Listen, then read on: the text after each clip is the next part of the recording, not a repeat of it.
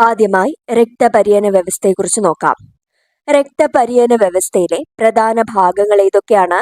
രക്തം, രക്തക്കുഴലുകൾ, ഹൃദയം. ഇതൊക്കെയാണ് രക്തപര്യന വ്യവസ്ഥയിലെ പ്രധാന ഭാഗങ്ങൾ. ഏതൊക്കെയാണ്? രക്തം, രക്തക്കുഴലുകൾ, ഹൃദയം. രണ്ട് തരത്തിലുള്ള രക്തപര്യന വ്യവസ്ഥയുണ്ട്. ഏതൊക്കെയാണ്? അടഞ്ഞ രക്തപര്യനം അല്ലെങ്കിൽ ക്ലോസ്ഡ് സർക്കുലേഷൻ. രണ്ടാമത് തുറന്ന രക്തപര്യനം അല്ലെങ്കിൽ ഓപ്പൺ സർക്കുലേഷൻ. ഈ രണ്ട് തരത്തിലുള്ള രക്തപര്യന വ്യവസ്ഥയാണ് ഉള്ളത്. രക്തം നേരിട്ട് കോശങ്ങളിൽ എത്താതെ രക്തക്കുഴലിലൂടെ ഒഴുകുന്ന പര്യനത്തെയാണ് അടഞ്ഞ രക്തപര്യനം അല്ലെങ്കിൽ ക്ലോസ്ഡ് സർക്കുലേഷൻ എന്ന് പറയുന്നത്. അതിന് ഉദാഹരണം എന്താണ്? മനുഷ്യനിലെ രക്തപര്യയം ഒരു അടഞ്ഞ രക്തപര്യത്തിന് ഉദാഹരണമാണ്. അപ്പോൾ രക്തപര്യ വ്യവസ്ഥയിലെ പ്രധാന ഭാഗങ്ങളാണ് രക്തം, രക്തക്കുഴലുകൾ, ഹൃദയം. രണ്ട് തരത്തിലുള്ള രക്തപര്യന വ്യവസ്ഥയുണ്ട്. ഏതൊക്കെയാണ്? അടഞ്ഞ രക്തപര്യനവും തുറന്ന രക്തപര്യനവും. അതിൽ രക്തം നേരിട്ട് കോശങ്ങളിൽ എത്താതെ രക്തക്കുഴലിലൂടെ ഒഴുകുന്ന പര്യനത്തെയാണ് അടഞ്ഞ രക്തപര്യനം എന്ന് പറയുന്നത്. അതിന് ഉദാഹരണമായി പറയുന്നതാണ് മനുഷ്യനിലെ രക്തപര്യനം. രക്തത്തിന് സമാനമായ ശരീരദ്രവം ശരീര അറകളിൽ നിറഞ്ഞ് നിൽക്കുകയും ശരീരകലകളുമായി നേരിട്ട് സമ്പർക്കം പുലർത്തുകയും ചെയ്യുന്ന പര്യനമാണ് തുറന്ന രക്തപര്യനം. എന്താണ് ഓപ്പൺ സർക്കുലേഷൻ എന്ന് പറയുന്നത്? രക്തത്തിന് സമാനമായ ശരീരദ്രവം ശരീര അറകളിൽ നിറഞ്ഞു നിൽക്കുകയും ശരീരകലകളുമായി നേരിട്ട് സമ്പർക്കം പുലർത്തുകയും ചെയ്യുന്ന പര്യനത്തെയാണ് ഓപ്പൺ സർക്കുലേഷൻ എന്ന് പറയുന്നത്. അതിന് ഉദാഹരണമാണ് പാറ്റ, ചിലന്തി എന്നിവയിലെ രക്തപര്യനം എന്ന് പറയുന്നത് തുറന്ന രക്തപര്യനത്തിന് ഉദാഹരണമാണ്. അപ്പൊ ഇത് രണ്ടും മാറിപ്പോകാതെ നോക്കുക. അടുത്ത് നമുക്ക് രക്തത്തെക്കുറിച്ച് നോക്കാം.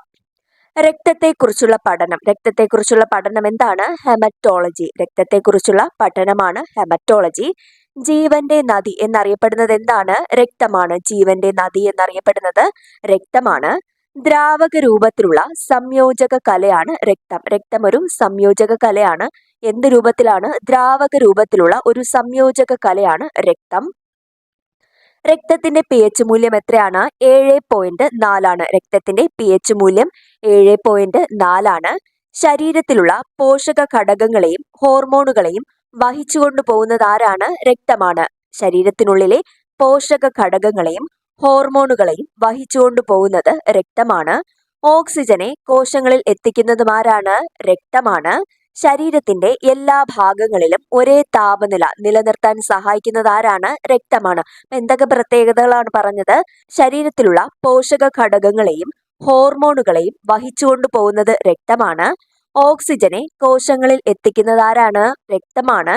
ശരീരത്തിന്റെ എല്ലാ ഭാഗങ്ങളിലും ഒരേ താപനില നിലനിർത്താൻ സഹായിക്കുന്നതും ആരാണ്? രക്തമാണ്. മനുഷ്യ ശരീരത്തിലെ രക്തത്തിന്റെ അളവ് എത്രയാണ്? 5 മുതൽ 6 ലിറ്റർ വരെയാണ് മനുഷ്യ ശരീരത്തിലെ രക്തത്തിന്റെ അളവ് എന്ന് പറയുന്നത്. മനുഷ്യനിൽ ആദ്യമായി വിജയകരമായ രക്തനിവേശന മാർഗങ്ങൾ അവലംബിച്ച പിശഗ്വരനാണ് ജെയിംസ് ബ്ലണ്ടർ. ജെയിംസ് ബ്ലണ്ടലാണ് മനുഷ്യനിൽ ആദ്യമായി വിജയകരമായ രക്തനിവേശന മാർഗങ്ങൾ അവലംബിച്ച പിശഗ്വരൻ. രക്തത്തിൽ അടങ്ങിയിരിക്കുന്ന പഞ്ചസാര എന്താണ്? ഗ്ലൂക്കോസ്. രക്തത്തിൽ അടങ്ങിയിരിക്കുന്ന പഞ്ചസാരയാണ് ഗ്ലൂക്കോസ്. രക്തത്തിലെ ഘടകങ്ങളാണ് പ്ലാസ്മയും രക്തകോശങ്ങൾ. രക്തത്തിലെ ഘടകങ്ങൾ ഏതൊക്കെയാണ്? പ്ലാസ്മയും രക്തകോശങ്ങളുമാണ്. രക്തത്തിൽ അടങ്ങിയിരിക്കുന്ന പഞ്ചസാര ഏതാണ്? ഗ്ലൂക്കോസ്. രക്തത്തിൽ അടങ്ങിയിരിക്കുന്ന പഞ്ചസാര ഗ്ലൂക്കോസ് ആണ്. രക്തത്തിലെ ഘടകങ്ങൾ ഏതൊക്കെയാണ്? പ്ലാസ്മയും രക്തകോശങ്ങളുമാണ്. രക്തത്തിന്റെ എത്ര ശതമാനം ഭാഗമാണ് രക്തകോശങ്ങൾ വരുന്നത്? 45%. രക്തത്തിന്റെ 45% എന്താണ്? രക്തകോശങ്ങളാണ്. രക്തം ശുദ്ധീകരിക്കുന്ന അവയവം ഏതാണ്? ശ്വാസകോശം. രക്തം ശുദ്ധീകരിക്കുന്ന അവയവമാണേത്? ശ്വാസകോശം. മനുഷ്യ ശരീരത്തിൽ രക്തം അരിച്ച് ശുദ്ധീകരിക്കുന്ന അവയവം ഏതാണ്? വൃക്കയാണ്. മനുഷ്യ ശരീരത്തിൽ രക്തം അരിച്ച് ശുദ്ധീകരിക്കുന്ന അവയവം വൃക്കയാണ്. രക്തം പമ്പ് ചെയ്യുന്ന അവയവം ഹൃദയമാണ്. അപ്പൊ ഇത് മൂന്നും തമ്മിൽ മാറിപ്പോകാതെ പഠിക്കുക. രക്തം ശുദ്ധീകരിക്കുന്ന അവയവമാണെങ്കിൽ ശ്വാസകോശമാണ്. മനുഷ്യ ശരീരത്തിൽ രക്തം അരിച്ച് ശുദ്ധീകരിക്കുന്ന അവയവം ആരാണ്? വൃക്കയാണ്. രക്തം പമ്പ് ചെയ്യാൻ സഹായിക്കുന്ന അവയവം ഏതാണ്? ഹൃദയമാണ്. ഇത്രയും കാര്യങ്ങളാണ് നമ്മൾ ബേസിക് ആയിട്ട് പറഞ്ഞത്. ഒരിക്കൽ കൂടെ പറയാം. രക്തപര്യന വ്യവസ്ഥയിലെ പ്രധാന ഭാഗങ്ങൾ ഏതൊക്കെയാണ്? രക്തം, രക്തക്കുഴലുകൾ, ഹൃദയം. ഇത് മൂന്നുമാണ് രക്തപര്യന വ്യവസ്ഥയിലെ പ്രധാന ഭാഗങ്ങളിൽ ഉൾപ്പെടുന്നത്. രണ്ട് തരത്തിലുള്ള രക്തപര്യന വ്യവസ്ഥയുണ്ട്. ഏതൊക്കെയാണ്? അടഞ്ഞ രക്തപര്യനവും തുറന്ന രക്തപര്യനം അല്ലെങ്കിൽ ക്ലോസ്ഡ് സർക്കുലേഷൻ അല്ലെങ്കിൽ ഓപ്പൺ സർക്കുലേഷൻ. ഇതിൽ ക്ലോസ്ഡ് സർക്കുലേഷൻ അല്ലെങ്കിൽ അടഞ്ഞ രക്തപര്യനം എന്താണ്? രക്തം നേരിട്ട് കോശങ്ങളിൽ എത്താതെ രക്തക്കുഴലിലൂടെ ഒഴുകുന്ന പര്യനത്തെയാണ് അടഞ്ഞ രക്തപര്യനം എന്ന് പറയുന്നത്. അതിനുദാഹരണം എന്താണ്? മനുഷ്യനിലെ രക്തപര്യയം ഒരു അടഞ്ഞ രക്തപര്യനത്തിന് ഉദാഹരണമാണ്. രണ്ടാമത് പറഞ്ഞത്, രക്തത്തിന് സമാനമായ ശരീരദ്രവം ശരീര അറകളിൽ നിറഞ്ഞു നിൽക്കുകയും ശരീരകലകളുമായി നേരിട്ട് സമ്പർക്കം പുലർത്തുകയും ചെയ്യുന്ന പര്യനമാണ് തുറന്ന രക്തപര്യനം. ഇതിന് ഉദാഹരണമായി പറയുന്നതാണ് പാറ്റ, ചിലന്തി എന്നിവയിലെ രക്തപര്യനം. ഇനി രക്തത്തെക്കുറിച്ച് നോക്കുമ്പോൾ രക്തത്തെക്കുറിച്ചുള്ള പഠനം എന്താണ്? ഹെമറ്റോളജി. രക്തത്തെക്കുറിച്ചുള്ള പഠനമാണ് ഹെമറ്റോളജി. ജീവന്റെ നദി എന്നറിയപ്പെടുന്നത് എന്താണ്? രക്തമാണ്. ജീവന്റെ നദി എന്നറിയപ്പെടുന്നത് രക്തമാണ്. ദ്രാവക രൂപത്തിലുള്ള സംയോജക കലയാണ് രക്തം. ദ്രാവക രൂപത്തിലുള്ള സംയോജക കല ഏതാണ്? രക്തമാണ്. രക്തത്തിന്റെ pH മൂല്യം വരുന്നത് 7.4. 7.4 ആണ് രക്തത്തിന്റെ pH മൂല്യം.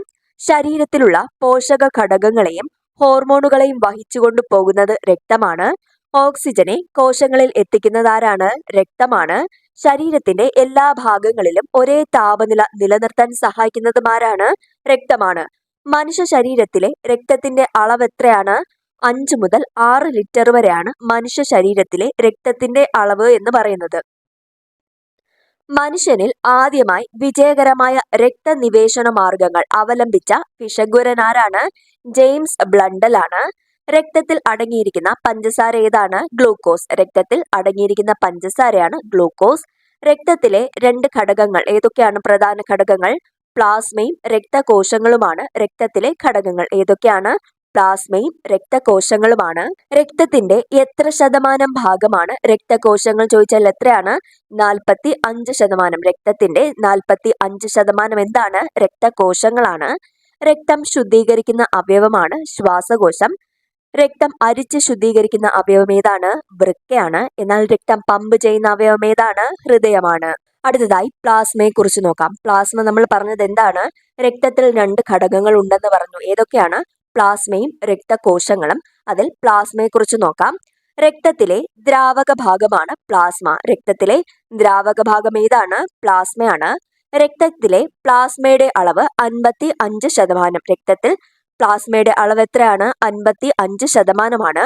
പ്ലാസ്മയുടെ നിറം എന്താണ്? ഇളം മഞ്ഞ നിറം. ഇളം മഞ്ഞ നിറമാണ് പ്ലാസ്മയ്ക്കുള്ളത്.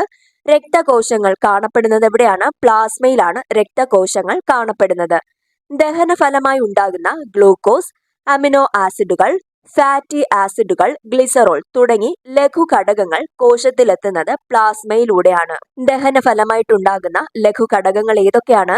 ഗ്ലൂക്കോസ്, അമിനോ ആസിഡുകൾ, ഫാറ്റി ആസിഡുകൾ, ഗ്ലിസറോൾ. ഇതൊക്കെയാണ് ദഹനഫലമായി ഉണ്ടാകുന്ന ലഘു ഘടകങ്ങൾ എന്ന് പറയുന്നത്. ഇത് കോശത്തിലെത്തുന്നത് എങ്ങനെയാണ്? പ്ലാസ്മയിലൂടെയാണ് എത്തുന്നത്. ഇവ കോശത്തിലെത്തുന്നത് പ്ലാസ്മയിലൂടെയാണ്. രക്തത്തിലെ ആന്റിബോഡികൾ സ്ഥിതി ചെയ്യുന്ന ഭാഗം പ്ലാസ്മയിലാണ്. രക്തത്തിലെ ആന്റിബോഡികൾ സ്ഥിതി ചെയ്യുന്ന ഭാഗം ഏതാണ്? പ്ലാസ്മയാണ്. അപ്പോൾ രക്തത്തിലെ ദ്രാവക ഭാഗം പ്ലാസ്മയാണ്. രക്തത്തിൽ പ്ലാസ്മയുടെ അളവ് എത്രയാണ്? 55%. പ്ലാസ്മയുടെ നിറം വരുന്നത് ഇളം മഞ്ഞ നിറമാണ്. രക്തകോശങ്ങൾ കാണപ്പെടുന്നത് എവിടെയാണ്? പ്ലാസ്മയിലാണ്. ദഹനഫലമായിട്ടുണ്ടാകുന്ന ലഘു ഘടകങ്ങളാണ് ഗ്ലൂക്കോസ്, അമിനോ ആസിഡുകൾ, ഫാറ്റി ആസിഡുകൾ, ഗ്ലിസറോൾ തുടങ്ങിയവ കോശത്തിലെത്തുന്നത് ഏതിലൂടെയാണ്? പ്ലാസ്മയിലൂടെയാണ് എത്തുന്നത്. രക്തത്തിലെ ആന്റിബോഡികൾ സ്ഥിതി ചെയ്യുന്ന ഭാഗം ഏതാണ്? പ്ലാസ്മയാണ്. രക്തത്തിലെ ആന്റിബോഡികൾ സ്ഥിതി ചെയ്യുന്ന ഭാഗമാണ് പ്ലാസ്മ. രക്തം കട്ടപിടിക്കാൻ സഹായിക്കുന്ന ഘടകങ്ങൾ ഒഴിവാക്കിയുള്ള പ്ലാസ്മയെ സീറം എന്ന് വിളിക്കുന്നു. അപ്പൊ സീറം എന്താണ്? രക്തം കട്ടപിടിക്കാൻ സഹായിക്കുന്ന ഘടകങ്ങൾ ഒഴികെയുള്ള പ്ലാസ്മ എന്താണ് വിളിക്കുന്നത്? സീറം എന്നാണ് വിളിക്കുന്നത്. പ്ലാസ്മയിൽ അടങ്ങിയിരിക്കുന്ന ജലത്തിന്റെ അളവ് എത്രയാണ്? ഏകദേശം 90 മുതൽ 92% വരെ പ്ലാസ്മയിൽ ജലമാണ്. പ്ലാസ്മയിൽ ജലത്തിന്റെ അളവ് എത്രയാണ്? ഏകദേശം 90 മുതൽ 92%. പ്ലാസ്മയിലെ പ്രോട്ടീനിന്റെ അളവ് 7 മുതൽ 8% വരെയാണ്. അപ്പൊ ഈ അളവുകളൊക്കെ ഓർത്തു വെക്കുക. പ്ലാസ്മയിലെ ജലത്തിന്റെ അളവ് എത്രയാണ്? 90 മുതൽ 92% വരെ ജലത്തിന്റെ അളവ് വരുന്നു. പ്ലാസ്മയിലെ പ്രോട്ടീനിന്റെ അളവ് 7 മുതൽ 8% വരെയാണ്. പ്ലാസ്മയിലെ പ്രോട്ടീനിന്റെ അളവ് എത്രയാണ്? 7 മുതൽ 8% വരെയാണ്. പ്ലാസ്മയിലെ മറ്റ് ഘടകങ്ങൾ എത്രയാണ്? 1 മുതൽ 2% വരെയാണ് പ്ലാസ്മയിലെ മറ്റ് ഘടകങ്ങൾ എന്ന് പറയുന്നത്. മറ്റ് ഘടകങ്ങളിൽ ഉൾപ്പെടുന്നത് എന്തൊക്കെയായിരിക്കാം? കൊഴുപ്പ്, ലവണങ്ങൾ, യൂറിയ, പഞ്ചസാര, ഹോർമോൺ തുടങ്ങിയവയൊക്കെയാണ് മറ്റ് ഘടകങ്ങളിൽ ഉൾപ്പെടുന്നത്. പ്ലാസ്മ പ്രോട്ടീൻ ഏതൊക്കെയാണെന്ന് നോക്കാം. പ്രധാന പ്ലാസ്മ പ്രോട്ടീനുകളാണ് ആൽബുമിൻ, ഗ്ലോബുലിൻ, ഫൈബ്രിനോജൻ. ഇതൊക്കെയാണ് പ്ലാസ്മ പ്രോട്ടീനുകൾ എന്ന് അറിയപ്പെടുന്നത്. ആന്റിബോഡികൾ നിർമ്മിക്കാൻ സഹായിക്കുന്ന പ്ലാസ്മയിലെ പ്രോട്ടീൻ ഏതാണ്? ഗ്ലോബുലിൻ. ആന്റിബോഡികൾ നിർമ്മിക്കാൻ സഹായിക്കുന്ന പ്ലാസ്മയിലെ പ്രോട്ടീൻ എന്താണ്? ഗ്ലോബുലിൻ ആണ്. രക്തസമ്മർദ്ദം ക്രമീകരിക്കുന്നതാണ് ആൽബുമിൻ. ആൽബുമിൻ എന്താണ് ചെയ്യുന്നത്? രക്തസമ്മർദ്ദം കുറയ്ക്കുന്നു. അടുത്ത ഗ്ലോബുലിൻ നമ്മൾ പറഞ്ഞു എന്താണ്? ആന്റിബോഡികൾ നിർമ്മിക്കാൻ സഹായിക്കുന്നതാണ് ഗ്ലോബുലിൻ. അടുത്ത ഫൈബ്രിനോജൻ എന്ന് പറയുന്നത് രക്തം കട്ട പിടിക്കുന്നതിൽ പ്രധാന പങ്ക് വഹിക്കുന്നതാണ് ഫൈബ്രിനോജൻ. എന്താണ്?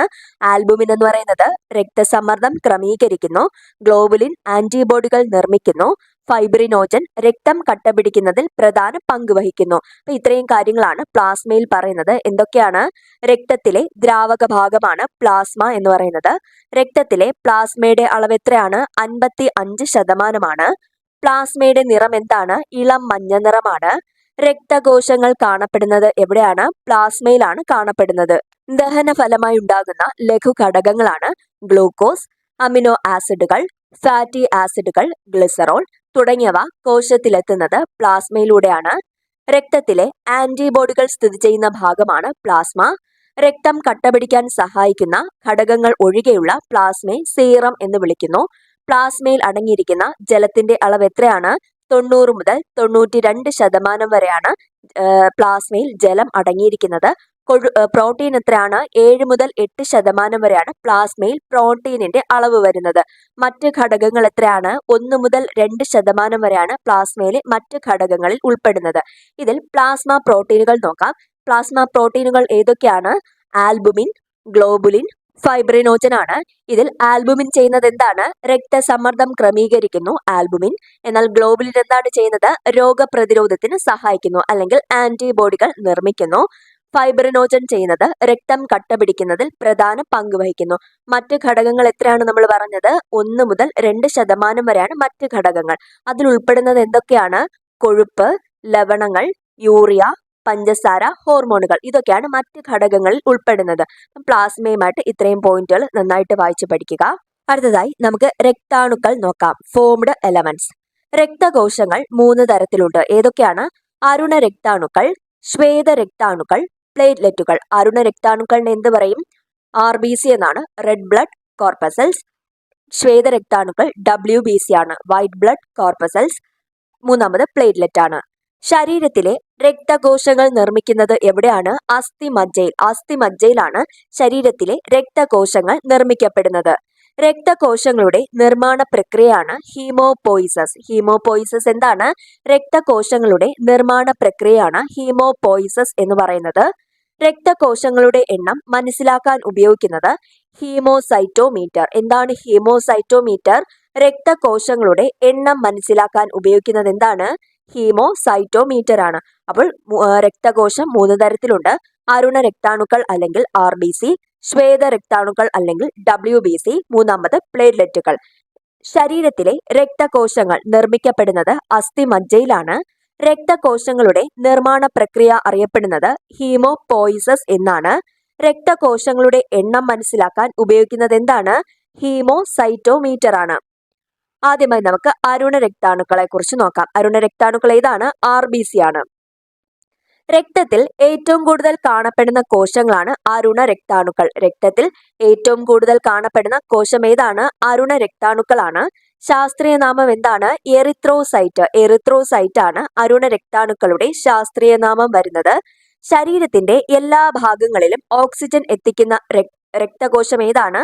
അരുണ രക്താണുക്കളാണ്. ശരീരത്തിന്റെ എല്ലാ ഭാഗങ്ങളിലും ഓക്സിജൻ എത്തിക്കുന്ന രക്തകോശമാണ് അരുണ രക്താണുക്കൾ. അരുണ രക്താണുക്കളുടെ ആയുർദൈർഘ്യം 120 ദിവസം. 120 ദിവസമാണ് അരുണ രക്താണുക്കളുടെ ആയുർദൈർഘ്യം എന്ന് പറയുന്നത്. ആകൃതി എന്താണ് വരുന്നത്? ഡിസ്ക് ആകൃതിയാണ് അരുണ രക്താണുക്കളുടെ ആകൃതി. എന്താണ്? ഡിസ്ക് ആകൃതിയാണ്. രക്തത്തിൽ ഏറ്റവും കൂടുതലുള്ള രക്തകോശങ്ങൾ ഏതാണ്? അരുണ രക്താണുക്കളാണ്. മർമ്മം അഥവാ ന്യൂക്ലിയസ് ഇല്ലാത്ത രക്തകോശങ്ങളാണ് അരുണ രക്തകോശവും പ്ലേറ്റ്ലെറ്റും. ഇതിന് രണ്ടിനുമാണ് മർമ്മമില്ലാത്ത രക്തകോശങ്ങൾ.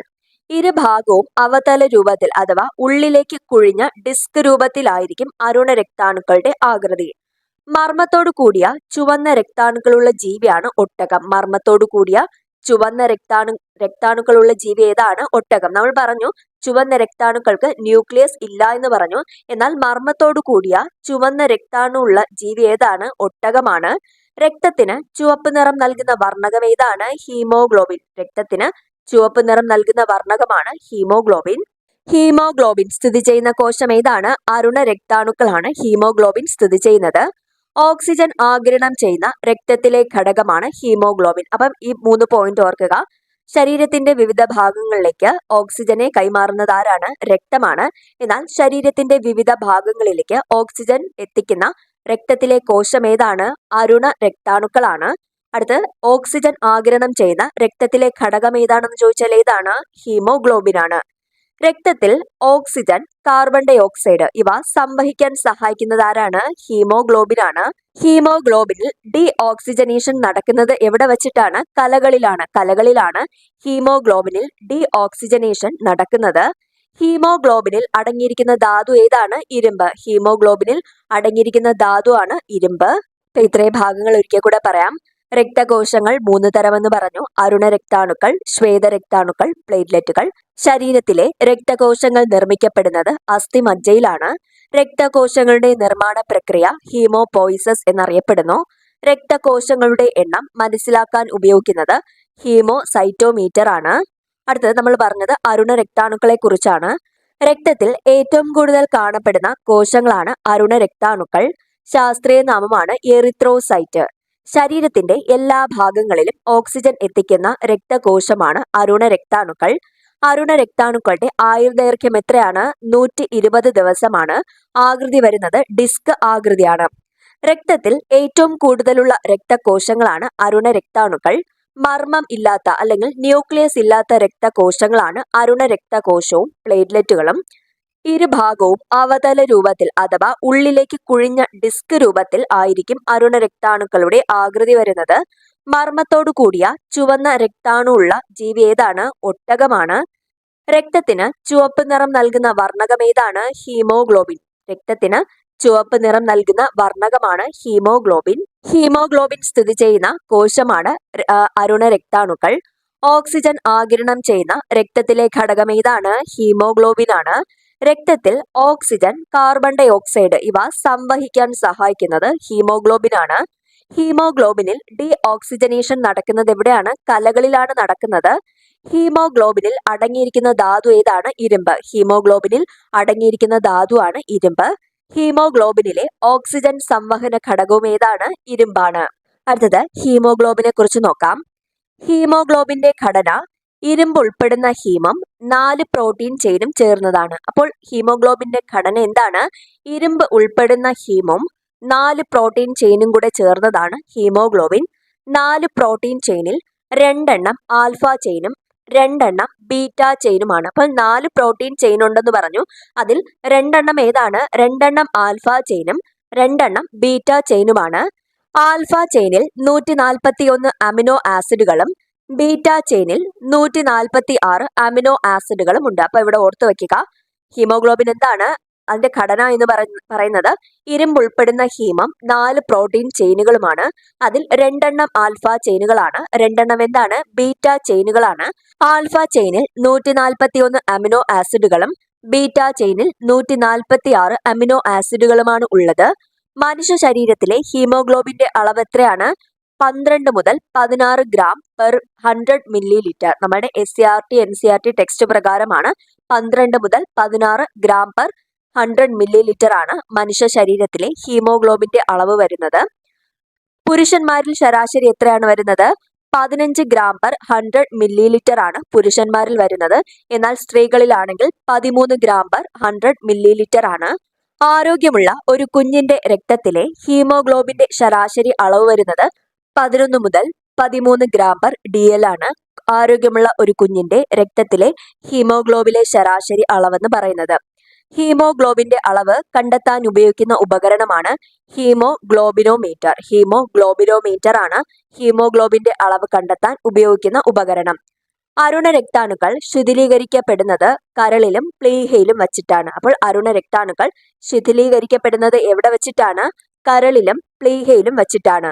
അരുണ രക്താണുക്കൾ ശിഥിലീകരിക്കപ്പെടുമ്പോൾ ഉണ്ടാകുന്നത് എന്തൊക്കെയാണ്? ബിലിറുബിനുമാണ് അരുണ രക്താണുക്കൾ ശിഥിലീകരിക്കുമ്പോൾ ഉണ്ടാകുന്നത്. അപ്പൊ എന്തൊക്കെയാണ് പറഞ്ഞത്? ഹീമോഗ്ലോബിൻ ഒരിക്കൽ കൂടെ പറയാം. ഹീമോഗ്ലോബിന്റെ ഘടന ഇരുമ്പ് ഉൾപ്പെടുന്ന ഹീമും 4 പ്രോട്ടീൻ ചെയിനും കൂടെ ചേരുന്നതാണ്. 4 പ്രോട്ടീൻ ചെയിനിൽ 2 ആൽഫ ചെയിനും 2 ബീറ്റ ചെയിനുമാണ്. ആൽഫ ചെയിൻ 141 അമിനോ ആസിഡുകളും ബീറ്റ ചെയിനിൽ 146 അമിനോ ആസിഡുകളുമാണ് ഉള്ളത്. മനുഷ്യ ശരീരത്തിലെ ഹീമോഗ്ലോബിന്റെ അളവ് എത്രയാണ്? 12 മുതൽ 16 ഗ്രാം പെർ 100 മില്ലി ലിറ്റർ ആണ് വരുന്നത്. ഇതിൽ പുരുഷന്മാരിൽ ശരാശരി 15 ഗ്രാം പെർ 100 മില്ലി ലിറ്ററും സ്ത്രീകളിൽ 13 ഗ്രാം പെർ 100 മില്ലി ലിറ്റർ ആണ്. ആരോഗ്യമുള്ള ഒരു കുഞ്ഞിന്റെ രക്തത്തിലെ ഹീമോഗ്ലോബിന്റെ ശരാശരി അളവ് എത്രയാണ്? 11 മുതൽ 13 ഗ്രാം പെർ DL ആണ്. ഹീമോഗ്ലോബിന്റെ അളവ് കണ്ടെത്താൻ ഉപയോഗിക്കുന്ന ഉപകരണമാണ് ഹീമോഗ്ലോബിനോമീറ്റർ. അരുണ രക്താണുക്കൾ ശിഥിലീകരിക്കപ്പെടുന്നത് കരളിലും പ്ലീഹയിലും വച്ചിട്ടാണ്. അരുണ രക്താണുക്കൾ ശിഥിലീകരിക്കപ്പെടുന്നത് എവിടെ വച്ചിട്ടാണ്? കരളിലും പ്ലീഹയിലും വച്ചിട്ടാണ്. അരുണ രക്താണുക്കൾ ശിഥിലീകരിക്കപ്പെടുമ്പോൾ ഉണ്ടാകുന്നതാണ് ബിലിറുബിനും ബിലിവെർഡിനും. അരുണ രക്താണുക്കളുടെ ഉൽപാദനം കൂടുന്നത് മൂലം ഉണ്ടാകുന്ന രോഗമാണ് പോളിസൈത്തീമിയ. അപ്പോൾ അരുണ രക്താണുക്കളുടെ ഉൽപാദനം കൂടുന്നത് മൂലം ഉണ്ടാകുന്ന രോഗം എന്താണ്? പോളിസൈത്തീമിയ. അരുണ രക്താണുക്കളുടെ ശവപ്പറമ്പ് എന്നറിയപ്പെടുന്നത് പ്ലീഹയാണ്. അരുണ രക്താണുക്കളുടെ ശവപ്പറമ്പ് എന്നറിയപ്പെടുന്നത് ഏതാണ്? പ്ലീഹയാണ്. പ്രതിരോധ വ്യവസ്ഥയിലെ ഏറ്റവും വലിയ അവയവമാണ് പ്ലീഹ. പ്രതിരോധ വ്യവസ്ഥയിലെ ഏറ്റവും വലിയ അവയവം ഏതാണ്? പ്ലീഹയാണ്.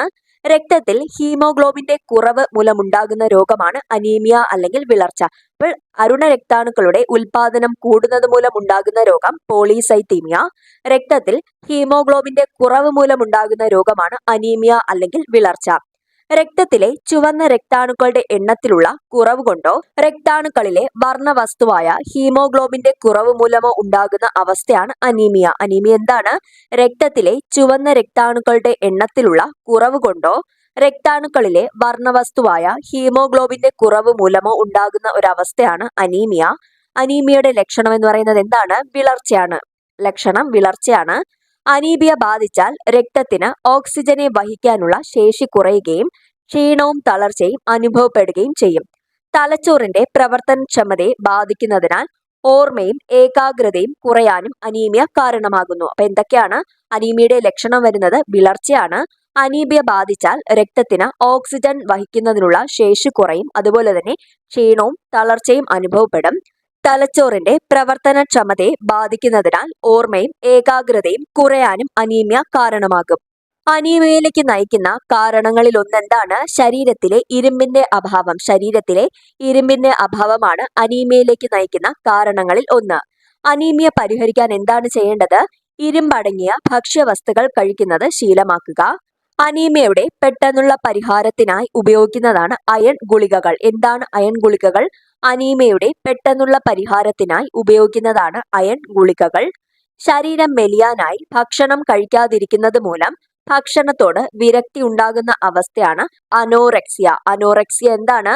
ശരീരം മെലിയാനായി ഭക്ഷണം കഴിക്കാതിരിക്കുന്നത് മൂലം ഭക്ഷണത്തോട് വിരക്തി ഉണ്ടാകുന്ന രോഗാവസ്ഥയാണ് അനോറെക്സിയ എന്ന് പറയുന്നത്. 2020-21 വർഷത്തെ അനീമിയ മുക്ത് ഭാരത് ഇൻഡെക്സിൽ ഒന്നാമതെത്തിയ സംസ്ഥാനമാണ് മധ്യപ്രദേശ്. 2020-21 വർഷത്തിലെ അനീമിയ മുക്ത് ഭാരത് ഇൻഡെക്സിൽ ഒന്നാമതെത്തിയ സംസ്ഥാനം ഏതാണ്? മധ്യപ്രദേശാണ്.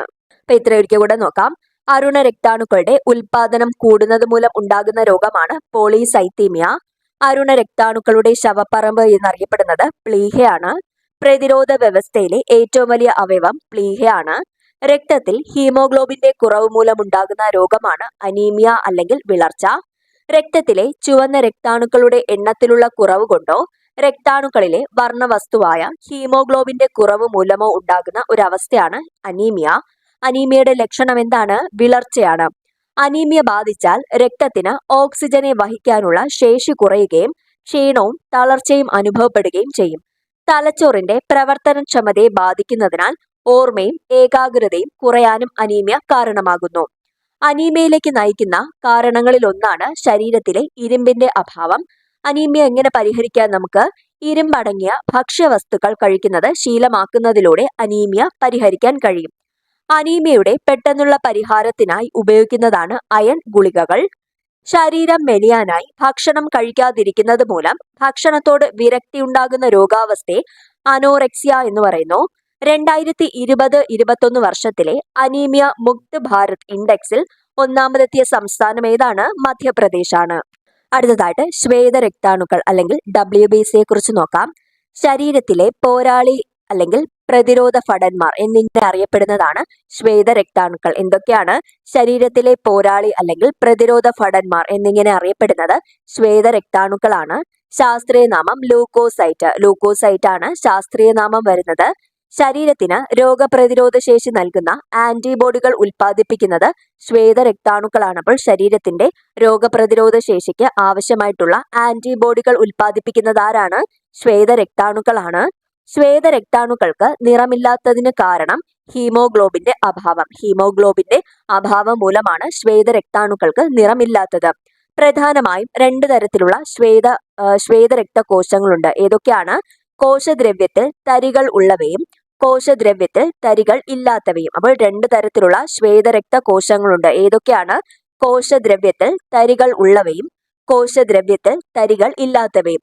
ഇതിൽ തരികൾ ഉള്ള ശ്വേത രക്താണുക്കൾ 3 എണ്ണമാണ്. ഏതൊക്കെയാണ്? Neutrophil, eosinophil, basophil. ഇതൊക്കെ തരികളുള്ള ശ്വേത രക്താണുക്കളാണ്. എന്നാൽ തരികളില്ലാത്ത ശ്വേത രക്താണുക്കളാണ് ലിംഫോസൈറ്റുകളും മോണോസൈറ്റുകളും. അപ്പൊ അതവിടെ ഓർത്തു വെക്കുക. പ്രധാനമായും 2 തരത്തിൽ ശ്വേത രക്തകോശങ്ങളുണ്ട്. കോശദ്രവ്യത്തിൽ തരികൾ ഉള്ളതും കോശദ്രവ്യത്തിൽ തരികൾ ഇല്ലാത്തതും. ഇതിൽ തരികളുള്ള ശ്വേത രക്താണുക്കൾ 3 എണ്ണമാണ്. ഏതൊക്കെയാണ്? Neutrophil, eosinophil, basophil. അടുത്ത തരികൾ ഇല്ലാത്ത ശ്വേത രക്താണുക്കൾ 2 എണ്ണമാണ്. ലിംഫോസൈറ്റുകളും മോണോസൈറ്റുകളും. ഇനി സെപ്പറേറ്റ് ആയിട്ട് ഓരോന്നായിട്ട് നമുക്ക് നോക്കാം. ഒന്നാമത് ന്യൂട്രോഫിൽ. എന്താണ് ന്യൂട്രോഫിൽ? ശ്വേത രക്തകോശങ്ങളിൽ ഏറ്റവും കൂടുതൽ കാണപ്പെടുന്ന രക്തകോശമാണ് ന്യൂട്രോഫിൽ. എത്രയാണ്? ഏകദേശം 60 മുതൽ 65% വരെ ന്യൂട്രോഫിലാണ് ശ്വേതകോശങ്ങളിൽ ഉൾപ്പെടുന്നത്. ശരീരത്തിൽ പ്രവേശിക്കുന്ന ബാക്ടീരിയയെ വിഴുങ്ങി അവയെ നശിപ്പിക്കുന്ന രാസവസ്തുക്കൾ നിർമ്മിക്കുന്നത് ആരാണ്? ന്യൂട്രോഫിലാണ്. ശരീരത്തിൽ പ്രവേശിക്കുന്ന ബാക്ടീരിയയെ വിഴുങ്ങി അവയെ നശിപ്പിക്കുന്ന രാസവസ്തുക്കൾ നിർമ്മിക്കുന്നത് ന്യൂട്രോഫിലാണ്. ശരീരത്തിൽ എത്തിച്ചേരുന്ന അന്യജീവികളെ നശിപ്പിക്കുന്ന ഭക്ഷക കോശങ്ങളാണ് ആര്? ന്യൂട്രോഫിലും മോണോസൈറ്റുകളും. അപ്പോൾ ശരീരത്തിൽ എത്തുന്ന അന്യജീവികളെ നശിപ്പിക്കുന്ന ഭക്ഷക കോശങ്ങൾ ഏതൊക്കെയാണ്? ന്യൂട്രോഫിലും മോണോസൈറ്റുമാണ് വരുന്നത്. അപ്പൊ ഈ 3 പോയിന്റ് ഓർക്കുക. ന്യൂട്രോഫിലിനെ സംബന്ധിച്ച് ശ്വേത രക്തകോശങ്ങളിൽ ഏറ്റവും കൂടുതൽ കാണപ്പെടുന്ന രക്തകോശമാണ് ന്യൂട്രോഫിൽ. ഏകദേശം 60 മുതൽ 65% വരെയാണ് കാണപ്പെടുന്നത്. ശരീരത്തിൽ പ്രവേശിക്കുന്ന ബാക്ടീരിയയെ വിഴുങ്ങി അവയെ നശിപ്പിക്കുന്ന രാസവസ്തുക്കൾ നിർമ്മിക്കുന്നത് ന്യൂട്രോഫിലാണ്. ശരീരത്തിൽ എത്തിച്ചേരുന്ന അന്യവസ്തുക്കളെ നശിപ്പിക്കുന്ന ഭക്ഷക കോശങ്ങൾ ഏതൊക്കെയാണ്? ന്യൂട്രോഫിലുകളും മോണോസൈറ്റുകളുമാണ്. രണ്ടാമതായി ഇസിനോഫിൽ. ശരീരത്തിൽ പ്രവേശിക്കുന്ന അന്യവസ്തുക്കളെ നശിപ്പിക്കുന്ന രാസവസ്തുക്കൾ ഉണ്ടാക്കുകയും വീങ്ങൽ പ്രതികരണത്തിനാവശ്യമായ രാസവസ്തുക്കൾ ഉൽപ്പാദിപ്പിക്കുകയും ചെയ്യുന്നത് ആരാണ്? ഇസിനോഫിലാണ്. ഇസിനോഫിൽ എത്രയാണ് ഉള്ളത്? ഏകദേശം 2 മുതൽ 3% വരെയാണ് ശ്വേത രക്തകോശത്തിൽ ഇസിനോഫിൽ കാണപ്പെടുന്നത്. ഈ പോയിന്റ് ഓർത്ത് വെക്കുക. ശരീരത്തിൽ പ്രവേശിക്കുന്ന അന്യവസ്തുക്കളെ നശിപ്പിക്കുന്ന രാസവസ്തുക്കൾ ഉണ്ടാക്കുകയും വീങ്ങൽ പ്രതികരണത്തിനാവശ്യമായ രാസവസ്തുക്കൾ ഉൽപ്പാദിപ്പിക്കുകയും ചെയ്യുന്നത് ഇസിനോഫിലാണ്. ഇവ അലർജിയുമായി ബന്ധപ്പെട്ട പ്രവർത്തനങ്ങളിലാണ് ഏർപ്പെടുന്നത്. അലർജിയുമായി ബന്ധപ്പെട്ട പ്രവർത്തനങ്ങൾ ഏർപ്പെടുന്നത് ആരാണ്? ഇസിനോഫിലാണ്. അപ്പൊ ഈ 2 പോയിന്റുകളാണ് ഇസിനോഫിലിനെ കുറിച്ച് പറയുന്നത്. എന്തൊക്കെയാണ്? ശരീരത്തിൽ പ്രവേശിക്കുന്ന അന്യവസ്തുക്കളെ നശിപ്പിക്കുന്ന രാസവസ്തുക്കൾ ഉണ്ടാക്കുകയും വീങ്ങൽ പ്രതികരണത്തിന് ആവശ്യമായ രാസവസ്തുക്കൾ ഉൽപ്പാദിപ്പിക്കുകയും ചെയ്യുന്നത് ഇസിനോഫിലാണ്. എത്ര ശതമാനമാണ് വരുന്നത്? 2 മുതൽ 3% വരെയാണ്. ഇവ അലർജിയുമായി ബന്ധപ്പെട്ട പ്രവർത്തനങ്ങളിലാണ് ഏർപ്പെടുന്നത്. മൂന്നാമതായി ബേസോഫിലുകൾ നോക്കാം. ശ്വേത രക്തകോശങ്ങളിൽ ഏറ്റവും കുറവ് കാണപ്പെടുന്നത് ബേസോഫിലുകൾ. ഏറ്റവും കൂടുന്നത് ന്യൂട്രോഫിലാണ്. എന്നാൽ ഏറ്റവും കുറവ് ഏതാണ്? ബേസോഫിലുകളാണ് ഏറ്റവും കുറവ് കാണപ്പെടുന്നത്. എത്രയാണ് ഏകദേശം വരുന്നത്? 0.5 മുതൽ 1% വരെയാണ് ബേസോഫിലുകൾ കാണപ്പെടുന്നത്. ബേസോഫിലുകൾ സ്രവിക്കുന്ന ഹിസ്റ്റാമിൻ, സെറട്ടോണിൻ, ഹെപ്പാരിൻ മുതലായവ പ്രാഥമിക പ്രതിരോധമായ വീങ്ങൽ പ്രക്രിയയിൽ ഏർപ്പെടുന്നു. അപ്പോൾ പ്രാഥമിക പ്രതിരോധമായ വീങ്ങൽ പ്രക്രിയയിൽ ഏർപ്പെടുന്നത് എന്തൊക്കെയാണ്?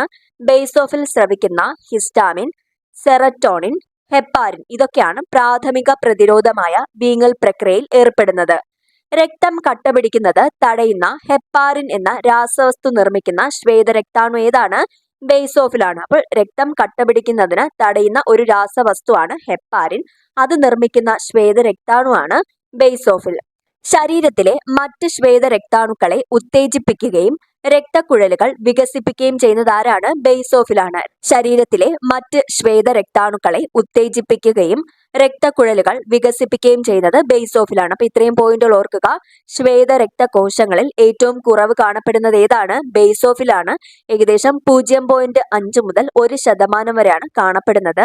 ബേസോഫിൽ സ്രവിക്കുന്നത് എന്തൊക്കെയാണ്? ഹിസ്റ്റാമിൻ, സെറട്ടോണിൻ, ഹെപ്പാരിൻ മുതലായവ പ്രാഥമിക പ്രതിരോധമായ വീങ്ങൽ പ്രക്രിയയിൽ ഏർപ്പെടുന്നു. രക്തം കട്ടപിടിക്കുന്നതിന് സഹായിക്കുന്ന ഹെപ്പാരിൻ എന്ന രാസവസ്തു നിർമ്മിക്കുന്ന ശ്വേതരക്താണു ഏതാണ്? ബേസോഫിലാണ്. ശരീരത്തിലെ മറ്റ് ശ്വേതരക്താണുക്കളെ ഉത്തേജിപ്പിക്കുകയും രക്തക്കുഴലുകൾ വികസിപ്പിക്കുകയും ചെയ്യുന്നത് ബേസോഫിലാണ്. അടുത്തത് ലിംഫോസൈറ്റുകൾ നോക്കാം. പ്രതിരോധ മാർഗങ്ങളിൽ മറികടന്ന് ശരീരത്തിൽ പ്രവേശിക്കുന്ന രോഗാണുക്കളെ പ്രത്യേകം തിരിച്ചറിഞ്ഞ് അവയെ നശിപ്പിക്കുന്നതാണ് ലിംഫോസൈറ്റ്. എത്ര ശതമാനമാണ്? 20 മുതൽ 25% വരെയാണ് ലിംഫോസൈറ്റുകൾ കാണപ്പെടുന്നത്. അപ്പോൾ അവിടെ ഒരു വേർഡ് ഓർത്തു വയ്ക്കുക. പ്രത്യേകം രോഗാണുക്കളെ പ്രത്യേകം തിരിച്ചറിഞ്ഞ് അവയെ നശിപ്പിക്കുന്നത് ആരാണ്? ലിംഫോസൈറ്റുകളാണ്. രോഗാണുക്കളെ പ്രത്യേകം തിരിച്ചറിഞ്ഞ് അവയെ നശിപ്പിക്കുന്നത് ലിംഫോസൈറ്റുകളാണ്. എയ്ഡ്സ് വൈറസ് ആക്രമിക്കുന്ന ശ്വേതരക്താണുവാണ് ലിംഫോസൈറ്റ്. അപ്പോൾ എയ്ഡ്സ് വൈറസ് ആക്രമിക്കുന്ന ശ്വേതരക്താണു ഏതാണ്? ലിംഫോസൈറ്റ് ആണ്. 2 തരം ലിംഫോസൈറ്റുകളുണ്ട്. ഏതൊക്കെയാണ്? ബി ലിംഫോസൈറ്റും ടി ലിംഫോസൈറ്റും. ഇതിൽ അസ്ഥിമജ്ജയിൽ രൂപം കൊള്ളുന്ന ലിംഫോസൈറ്റ് ആണ് ബി ലിംഫോസൈറ്റ്. ബി എന്ന് വെച്ചാൽ ബോൺ ആണ്. അതാണ് നമ്മൾ പറഞ്ഞത്. അസ്ഥിമജ്ജയിൽ രൂപം കൊള്ളുന്ന ലിംഫോസൈറ്റ് ആണ് ബി ലിംഫോസൈറ്റ്. ആന്റിബോഡികൾ ഉൽപ്പാദിപ്പിക്കുന്ന ശ്വേതരക്താണുവാണ് ബി ലിംഫോസൈറ്റ്. ആന്റിബോഡികൾ ഉൽപ്പാദിപ്പിക്കുന്ന ശ്വേതരക്താണു ഏതാണ്? ബി ലിംഫോസൈറ്റ് ആണ്. ബാക്ടീരിയകളെയും വൈറസുകളെയും ചെറുക്കാൻ ആന്റിബോഡികൾ ഉൽപ്പാദിപ്പിക്കുന്ന ലിംഫോസൈറ്റ് ഏതാണ്? ബി ലിംഫോസൈറ്റ് ആണ്. ബാക്ടീരിയകളെയും വൈറസുകളെയും ചെറുക്കാൻ ആന്റിബോഡികൾ ഉൽപ്പാദിപ്പിക്കുന്ന ലിംഫോസൈറ്റ് ആണ് ബി ലിംഫോസൈറ്റ്. ആന്റിജനുകളുടെ വിഷാംശത്തെ നിർവീര്യമാക്കുന്ന തരം ലിംഫോസൈറ്റ് ആണ് ബി ലിംഫോസൈറ്റ്. എന്താണ്? ആന്റിജനുകളുടെ വിഷാംശത്തെ നിർവീര്യമാക്കുന്ന തരം ലിംഫോസൈറ്റ് ഏതാണ്? ബി ലിംഫോസൈറ്റ് ആണ്. ബി ലിംഫോസൈറ്റുകൾ ഉൽപ്പാദിപ്പിക്കുന്ന ആന്റിബോഡികൾ അറിയപ്പെടുന്നതാണ് ഇമ്മ്യൂണോഗ്ലോബുലിൻ. ഇതൊരു വൈ ആകൃതിയിലുള്ള ഒരു പ്രോട്ടീൻ ആണ് ഇമ്മ്യൂണോഗ്ലോബുലിൻ. അപ്പോൾ ബി ലിംഫോസൈറ്റുകൾ ഉൽപ്പാദിപ്പിക്കുന്ന ആന്റിബോഡികൾ അറിയപ്പെടുന്നത് എന്താണ്? ഇമ്മ്യൂണോഗ്ലോബുലിൻ ആണ്. വൈ ആകൃതിയിലുള്ള ഒരു പ്രോട്ടീൻ ആണ്.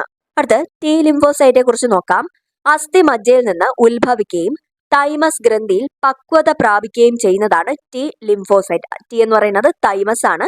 ബി എന്താണ്? ബോൺ ആണ്. അപ്പൊ അവിടെ ഓർത്തു വെക്കുക.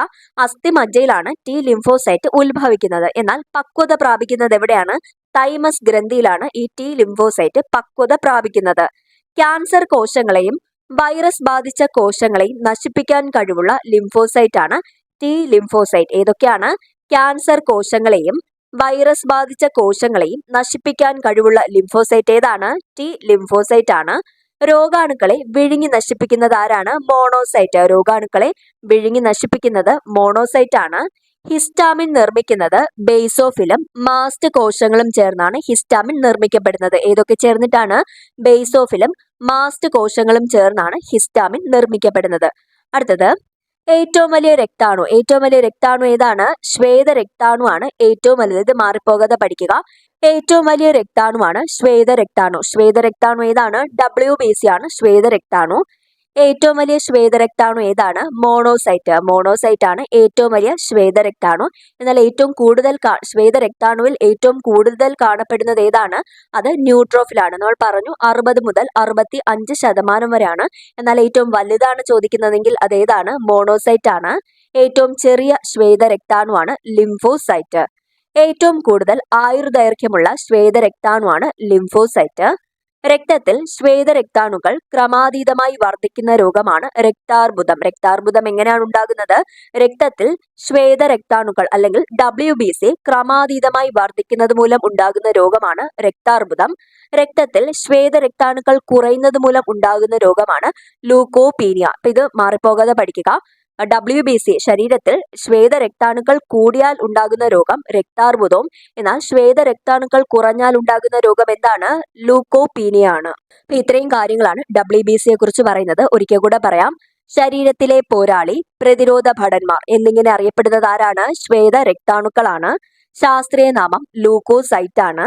ശരീരത്തിന് രോഗപ്രതിരോധ ശേഷി നൽകുന്ന ആന്റിബോഡികൾ ഉൽപ്പാദിപ്പിക്കുന്നത് ശ്വേതരക്താണുക്കളാണ്. ശ്വേതരക്താണുക്കൾക്ക് നിറമില്ലാത്തതിന് കാരണം എന്താണ്? ഹീമോഗ്ലോബിന്റെ അഭാവമാണ്. പ്രധാനമായും 2 തരത്തിലുള്ള ശ്വേതരക്ത കോശങ്ങളുണ്ട്. ഏതൊക്കെയാണ്? കോശദ്രവ്യത്തിൽ തരികൾ ഉള്ളവയും കോശദ്രവ്യത്തിൽ തരികൾ ഇല്ലാത്തതും. ഇതിൽ തരികൾ ഉള്ള ശ്വേതരക്താണുക്കൾ 3 എണ്ണമാണ്. ഏതൊക്കെയാണ്? Neutrophil, eosinophil, basophil. ഇത് 3ഉമാണ് തരികളുള്ള ശ്വേതരക്താണുക്കൾ. എന്നാൽ തരികളില്ലാത്ത ശ്വേതരക്താണുക്കൾ ഏതൊക്കെയാണ്? ലിംഫോസൈറ്റുകളും മോണോസൈറ്റുകളുമാണ്. ഇതിൽ ആദ്യം പറഞ്ഞത് ന്യൂട്രോഫിലാണ്. ശ്വേതരക്തകോശങ്ങളിൽ ഏറ്റവും കൂടുതൽ കാണപ്പെടുന്ന രക്തകോശമാണ് ന്യൂട്രോഫിൽ. ഏകദേശം 60 മുതൽ 65% വരെ. ശരീരത്തിൽ പ്രവേശിക്കുന്ന ബാക്ടീരിയയെ വിഴുങ്ങി അവയെ നശിപ്പിക്കുന്ന രാസവസ്തുക്കൾ നിർമ്മിക്കുന്നതാരാണ്? ന്യൂട്രോഫിലാണ്. ശരീരത്തിൽ എത്തിച്ചേരുന്ന അന്യജീവികളെ നശിപ്പിക്കുന്ന ഭക്ഷക കോശങ്ങളാണ് ന്യൂട്രോഫിലും മോണോസൈറ്റും. അടുത്ത രണ്ടാമത് ഇസിനോഫിൽ. ശരീരത്തിൽ പ്രവേശിക്കുന്ന അന്യവസ്തുക്കളെ നശിപ്പിക്കുന്ന രാസവസ്തുക്കൾ ഉണ്ടാക്കുകയും വീങ്ങൽ പ്രതികരണത്തിന് ആവശ്യമായ രാസവസ്തുക്കൾ ഉൽപ്പാദിപ്പിക്കുകയും ചെയ്യുന്നത് ആരാണ്? ഇസിനോഫിലാണ്. ഏകദേശം 2 മുതൽ 3% ഇതുള്ളത്. ഇവ അലർജിയുമായി ബന്ധപ്പെട്ട പ്രവർത്തനങ്ങളാണ് ഏർപ്പെടുന്നത്. മൂന്നാമതായി ബേസോഫിലാണ്. ശ്വേതരക്തകോശങ്ങളിൽ ഏറ്റവും കുറവ് കാണപ്പെടുന്നത് ബേസോഫിലുകളാണ്. ഏകദേശം 0.5 മുതൽ 1% വരെയാണ് ബേസോഫിലുകൾ കാണപ്പെടുന്നത്. ബേസോഫിലുകൾ സ്രവിക്കുന്ന ഹിസ്റ്റാമിൻ, സെറട്ടോണിൻ, ഹെപ്പാരിൻ മുതലായവ പ്രാഥമിക പ്രതിരോധങ്ങളായ വീങ്ങൽ പ്രക്രിയയിൽ ഏർപ്പെടുന്നു. രക്തം കട്ടപിടിക്കുന്നതിന് തടയുന്ന ഹെപ്പാരിൻ എന്ന രാസവസ്തു നിർമ്മിക്കപ്പെടുന്ന ശ്വേതരക്താണു ഏതാണ്? ബേസോഫിലാണ്. ശരീരത്തിലെ മറ്റ് ശ്വേതരക്താണുക്കളെ ഉത്തേജിപ്പിക്കുകയും രക്തക്കുഴലുകൾ വികസിപ്പിക്കുകയും ചെയ്യുന്നത് ബേസോഫിലാണ്. ലിംഫോസൈറ്റുകൾ എന്താണ്? പ്രതിരോധ മാർഗങ്ങളിൽ മറികടന്ന് ശരീരത്തിൽ പ്രവേശിക്കുന്ന രോഗാണുക്കളെ പ്രത്യേകം തിരിച്ചറിഞ്ഞ് അവയെ നശിപ്പിക്കുന്നത് ആരാണ്? ലിംഫോസൈറ്റുകളാണ്. ഏകദേശം 20 മുതൽ 25% വരെ കാണപ്പെടുന്നു. എയ്ഡ്സ് വൈറസ് ബാധിക്കുന്ന ശ്വേതരക്താണു ഏതാണ്? ലിംഫോസൈറ്റ്. എയ്ഡ്സ് വൈറസ് ബാധിക്കുന്ന ശ്വേതരക്താണുവാണ് ലിംഫോസൈറ്റ്. 2 തരം ലിംഫോസൈറ്റുകളുണ്ട്. ഏതൊക്കെയാണ്? ബി ലിംഫോസൈറ്റും ടി ലിംഫോസൈറ്റും. ഇതിൽ അസ്ഥിമജ്ജയിൽ രൂപം കൊള്ളുന്ന ലിംഫോസൈറ്റ് ആണ് ബി ലിംഫോസൈറ്റ്. ആന്റിബോഡികൾ ഉൽപ്പാദിപ്പിക്കുന്ന ശ്വേതരക്താണു ഏതാണ്? ബി ലിംഫോസൈറ്റ് ആണ്. ബാക്ടീരിയകളെയും വൈറസുകളെയും ചെറുക്കാൻ ആന്റിബോഡികൾ ഉൽപ്പാദിപ്പിക്കുന്ന ലിംഫോസൈറ്റ് ഏതാണ്? ബി ലിംഫോസൈറ്റ് ആണ്. ആന്റിജനുകളുടെ വിഷാംശത്തെ നിർവീര്യമാക്കുന്ന തരം ലിംഫോസൈറ്റ് ആണേത്? B lymphocyte. ബി ലിംഫോസൈറ്റുകൾ ഉൽപ്പാദിപ്പിക്കുന്ന ആന്റിബോഡികൾ അറിയപ്പെടുന്നത് ഇമ്മ്യൂണോ ഗ്ലോബുലിൻ എന്നാണ്. ഇതൊരു വൈ ആകൃതിയിലുള്ള ഒരു പ്രോട്ടീനാണ്. അസ്ഥിമജ്ജയിൽ നിന്ന് ഉത്ഭവിക്കുകയും തൈമസ് ഗ്രന്ഥിയിൽ പക്വത പ്രാപിക്കുകയും ചെയ്യുന്നതാണ് ടി ലിംഫോസൈറ്റ്. ക്യാൻസർ കോശങ്ങളെയും വൈറസ് ബാധിച്ച കോശങ്ങളെയും നശിപ്പിക്കാൻ കഴിവുള്ള ലിംഫോസൈറ്റ് ഏതാണ്? ടി ലിംഫോസൈറ്റ് ആണ്. രോഗാണുക്കളെ വിഴുങ്ങി നശിപ്പിക്കുന്നത് മോണോസൈറ്റ്. രോഗാണുക്കളെ വിഴുങ്ങി നശിപ്പിക്കുന്നത് മോണോസൈറ്റ് ആണ്. ഹിസ്റ്റാമിൻ നിർമ്മിക്കപ്പെടുന്നത് ബേസോഫിലും മാസ്റ്റ് കോശങ്ങളും ചേർന്നിട്ടാണ് ഹിസ്റ്റാമിൻ നിർമ്മിക്കപ്പെടുന്നത്. അടുത്ത് പറഞ്ഞത് ഏറ്റവും വലിയ രക്താണു ഏതാണ്? ശ്വേതരക്താണു ആണ് ഏറ്റവും വലുത്. അതിൽ ഏറ്റവും വലിയ ശ്വേതരക്താണു ഏതാണ്? മോണോസൈറ്റ്. എന്നാൽ ഏറ്റവും കൂടുതലുള്ളത് ന്യൂട്രോഫിലാണ്. ഏറ്റവും വലുതാണെങ്കിൽ അത് മോണോസൈറ്റ് ആണ്. എന്നാൽ ഏറ്റവും ചെറുത് ഏതാണ്? ലിംഫോസൈറ്റ്. ലിംഫോസൈറ്റ് ആണ് ഏറ്റവും ചെറിയ ശ്വേതരക്താണു. ഏറ്റവും കൂടുതൽ ആയുർദൈർഘ്യമുള്ള ശ്വേതരക്താണുവാണ് ലിംഫോസൈറ്റ്. ഏറ്റവും കൂടുതൽ ആയുർദൈർഘ്യമുള്ള ശ്വേതരക്താണു ഏതാണ്? ലിംഫോസൈറ്റ് ആണ്. രക്തത്തിൽ ശ്വേതരക്താണുക്കൾ ക്രമാതീതമായി വർദ്ധിക്കുന്ന രോഗം രക്താർബുദം. എന്നാൽ രക്തത്തിൽ ശ്വേതരക്താണുക്കൾ കുറയുന്നത് മൂലം ഉണ്ടാകുന്ന രോഗമാണ് ലൂക്കോപീനിയ. കോശാംഗങ്ങളിൽ മൂന്നാമതായി പ്ലേറ്റ്ലെറ്റുകൾ. ത്രോംബോസൈറ്റുകൾ എന്നറിയപ്പെടുന്നത് പ്ലേറ്റ്ലെറ്റുകളാണ്. ത്രോംബോസൈറ്റുകൾ എന്നറിയപ്പെടുന്നത് ഏതാണ്? പ്ലേറ്റ്ലെറ്റുകളാണ്. പ്ലേറ്റ്ലെറ്റുകൾ ഉണ്ടാകുന്നത് അസ്ഥിമജ്ജയിലെ പ്രത്യേകതരം കോശങ്ങളായ മഹാമർമ്മ കോശങ്ങളിലാണ് പ്ലേറ്റ്ലെറ്റുകൾ ഉണ്ടാകുന്നത്. അപ്പോൾ ത്രോംബോസൈറ്റുകൾ എന്നറിയപ്പെടുന്നത് പ്ലേറ്റ്ലെറ്റുകളാണ്. പ്ലേറ്റ്ലെറ്റുകൾ ഉണ്ടാകുന്നത് എവിടെയാണ്? അസ്ഥിമജ്ജയിലെ പ്രത്യേകതരം കോശങ്ങളായ മഹാമർമ്മ കോശങ്ങളിൽ നിന്നാണ്. പ്ലേറ്റ്ലെറ്റുകൾക്ക് ആകൃതിയില്ല. പ്ലേറ്റ്ലെറ്റുകൾക്ക് എന്തില്ല? ആകൃതിയില്ല. ഒരു മുറിവുണ്ടായാൽ നിശ്ചിത സമയപരിധിക്ക് ശേഷം മുറിവിന്റെ ഭാഗത്ത് നിന്ന് ഇരുണ്ട ചുവപ്പ് കലർന്ന തവിട്ട് നിറത്തിലുള്ള പാട രൂപപ്പെടുന്നതെന്താണ്? കട്ട പിടിച്ച രക്തമാണ്. അപ്പോൾ ഒരു മുറിവുണ്ടായാൽ നിശ്ചിത സമയപരിധിക്ക് ശേഷം മുറിവിന്റെ ഭാഗത്ത് നിന്ന് ഇരുണ്ട ചുവപ്പ് കലർന്ന തവിട്ട് നിറത്തിലുള്ള പാട രൂപപ്പെടുന്നതാണ് കട്ട പിടിച്ച രക്തം. ഏറ്റവും ചെറിയ രക്തകോശമാണ് പ്ലേറ്റ്ലെറ്റുകൾ. എന്നാൽ ഏറ്റവും വലിയ രക്തകോശം ഏതാണ്? ശ്വേത രക്തകോശമാണ്. ഏറ്റവും ചെറുത് പ്ലേറ്റ്ലെറ്റ് ആണ്. രക്തം കട്ടപിടിക്കാൻ സഹായിക്കുന്ന രക്തകോശമാണ് പ്ലേറ്റ്ലെറ്റുകൾ. രക്തം കട്ടപിടിക്കാൻ സഹായിക്കുന്ന രക്തകോശം ഏതാണ്? പ്ലേറ്റ്ലെറ്റുകളാണ്. ഫൈബ്രിൻ നാരുകൾ ചേർന്ന് രൂപപ്പെടുന്ന വലക്കണ്ണികളിൽ അരുണ രക്താണുക്കളും പ്ലേറ്റ്ലെറ്റുകളും തങ്ങി ഉണ്ടാകുന്നതാണ് രക്തക്കട്ട. രക്തക്കട്ട എങ്ങനെയാണ് ഉണ്ടാകുന്നത്? ഫൈബ്രിൻ നാരുകൾ ചേർന്ന് രൂപപ്പെടുന്ന വലക്കണ്ണികളിൽ അരുണ രക്താണുക്കളും പ്ലേറ്റ്ലെറ്റുകളും തങ്ങി ഉണ്ടാകുന്നതാണ് രക്തക്കട്ട.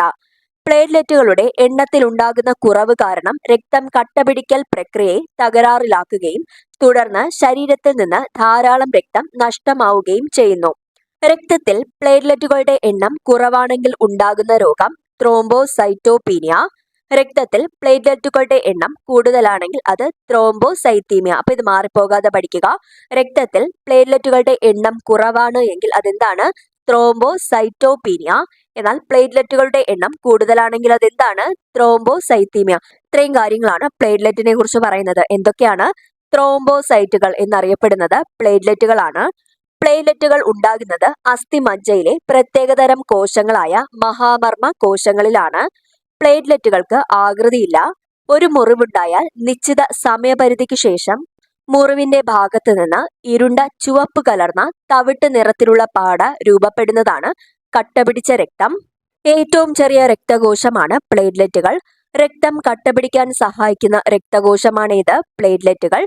ഫൈബ്രിൻ നാരുകൾ ചേർന്ന് രൂപപ്പെടുന്ന വലക്കണ്ണികളിൽ അരുണ രക്താണുക്കളും പ്ലേറ്റ്ലെറ്റുകളും തങ്ങി ഉണ്ടാകുന്നതാണ് എന്ത്? രക്തക്കട്ട. പ്ലേറ്റ്ലെറ്റുകളുടെ എണ്ണത്തിലുണ്ടാകുന്ന കുറവ് കാരണം രക്തം കട്ടപിടിക്കൽ പ്രക്രിയയെ തകരാറിലാക്കുകയും തുടർന്ന് ശരീരത്തിൽ നിന്ന് ധാരാളം രക്തം നഷ്ടമാവുകയും ചെയ്യുന്നു. രക്തത്തിൽ പ്ലേറ്റ്ലെറ്റുകളുടെ എണ്ണം കുറവാണെങ്കിൽ ആ രോഗം എന്താണ്? ത്രോംബോസൈറ്റോപീനിയ. എന്നാൽ എണ്ണം കൂടുതലാണ് എങ്കിൽ ത്രോംബോസൈത്തീമിയ ആണ്. അപ്പൊ ഇത്രയും കാര്യങ്ങളാണ് പ്ലേറ്റ്ലെറ്റിനെ കുറിച്ച് പറയുന്നത്. അടുത്തതായി രക്തഗ്രൂപ്പുകളെ കുറിച്ച് നോക്കാം. രക്തത്തെ പോസിറ്റീവ് എന്നും നെഗറ്റീവ് എന്നും നിർണ്ണയിക്കാൻ സഹായിക്കുന്ന രക്തത്തിലെ ഘടകം ഏതാണ്? RH ഘടകമാണ്. RH ഘടകമാണ് രക്തത്തെ പോസിറ്റീവ് എന്നും നെഗറ്റീവ് എന്നും നിർണ്ണയിക്കാൻ സഹായിക്കുന്ന രക്തത്തിലെ ഘടകം ഏതാണ്? RH ഘടകമാണ്. ചുവന്ന രക്താണുക്കളുടെ പ്രതലത്തിൽ കാണുന്ന ഒരു ആന്റിജൻ ആണ് RH ഘടകം. അപ്പോൾ RH ഘടകം എവിടെയാണ് കാണപ്പെടുന്നത്? ചുവന്ന രക്താണുക്കളുടെ പ്രതലത്തിൽ കാണുന്ന ഒരു ആന്റിജൻ ആണ് RH ഘടകം. റീസസ് കുരങ്ങിലാണ് RH ഘടകം ആദ്യമായി കണ്ടെത്തിയത്. RH ഘടകമുള്ള രക്തഗ്രൂപ്പ് അറിയപ്പെടുന്നതാണ് RH positive group. RH ഘടകമില്ലാത്ത രക്തഗ്രൂപ്പാണ് RH negative group. അത് ഓർത്തു വെക്കുക. RH ഘടകമുള്ള രക്തഗ്രൂപ്പാണ് RH positive group. എന്നാൽ RH ഘടകം ഇല്ലാത്ത രക്തഗ്രൂപ്പ് ഏതാണ്? RH നെഗറ്റീവ് ഗ്രൂപ്പാണ്. RH നെഗറ്റീവായ ഒരാളുടെ രക്തത്തിൽ RH പോസിറ്റീവ് രക്തം ചേർന്നാൽ പ്രത്യേക ആന്റിബോഡികൾ ഈ RH ആന്റിജനെതിരായി ഉണ്ടാകുന്നു. അതിനാൽ രക്തനിവേശനത്തിന് മുന്നോടിയായി RH ഗ്രൂപ്പുകളുടെ പൊരുത്തം നോക്കേണ്ടതുണ്ട്. രക്തഗ്രൂപ്പുകൾ RH ഘടകം എന്നിവ കണ്ടെത്തിയത് കാൾ ലാൻഡ്സ്റ്റൈനർ ആണ്. രക്തഗ്രൂപ്പുകൾ RH ഘടകം കണ്ടെത്തിയത്. രക്തപര്യന വ്യവസ്ഥ കണ്ടെത്തിയത് ആരാണ്? William Harvey. നമ്മുടെ 10th ലെവൽ പ്രിലിംസിന്റെ ഒരു പ്രീവിയസ് ക്വസ്റ്റ്യൻ ആണ്. രക്തപര്യന വ്യവസ്ഥ കണ്ടെത്തിയത് ആരാണ്? വില്യം ഹാർവി ആണ്. ആദ്യമായി രക്തനിവേശനം ആടിൽ നിന്ന് മനുഷ്യനിലേക്ക് നടത്തിയത് ആരാണ്? ജീൻ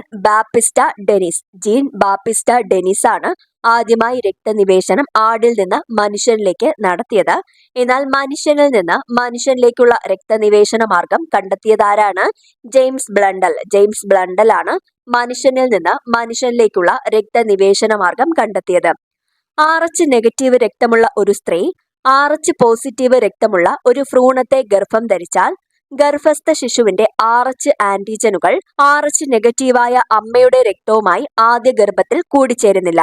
എന്നാൽ കുറഞ്ഞ തോതിലെങ്കിലും ഇവ കലരാൻ സാധ്യതയുണ്ട്.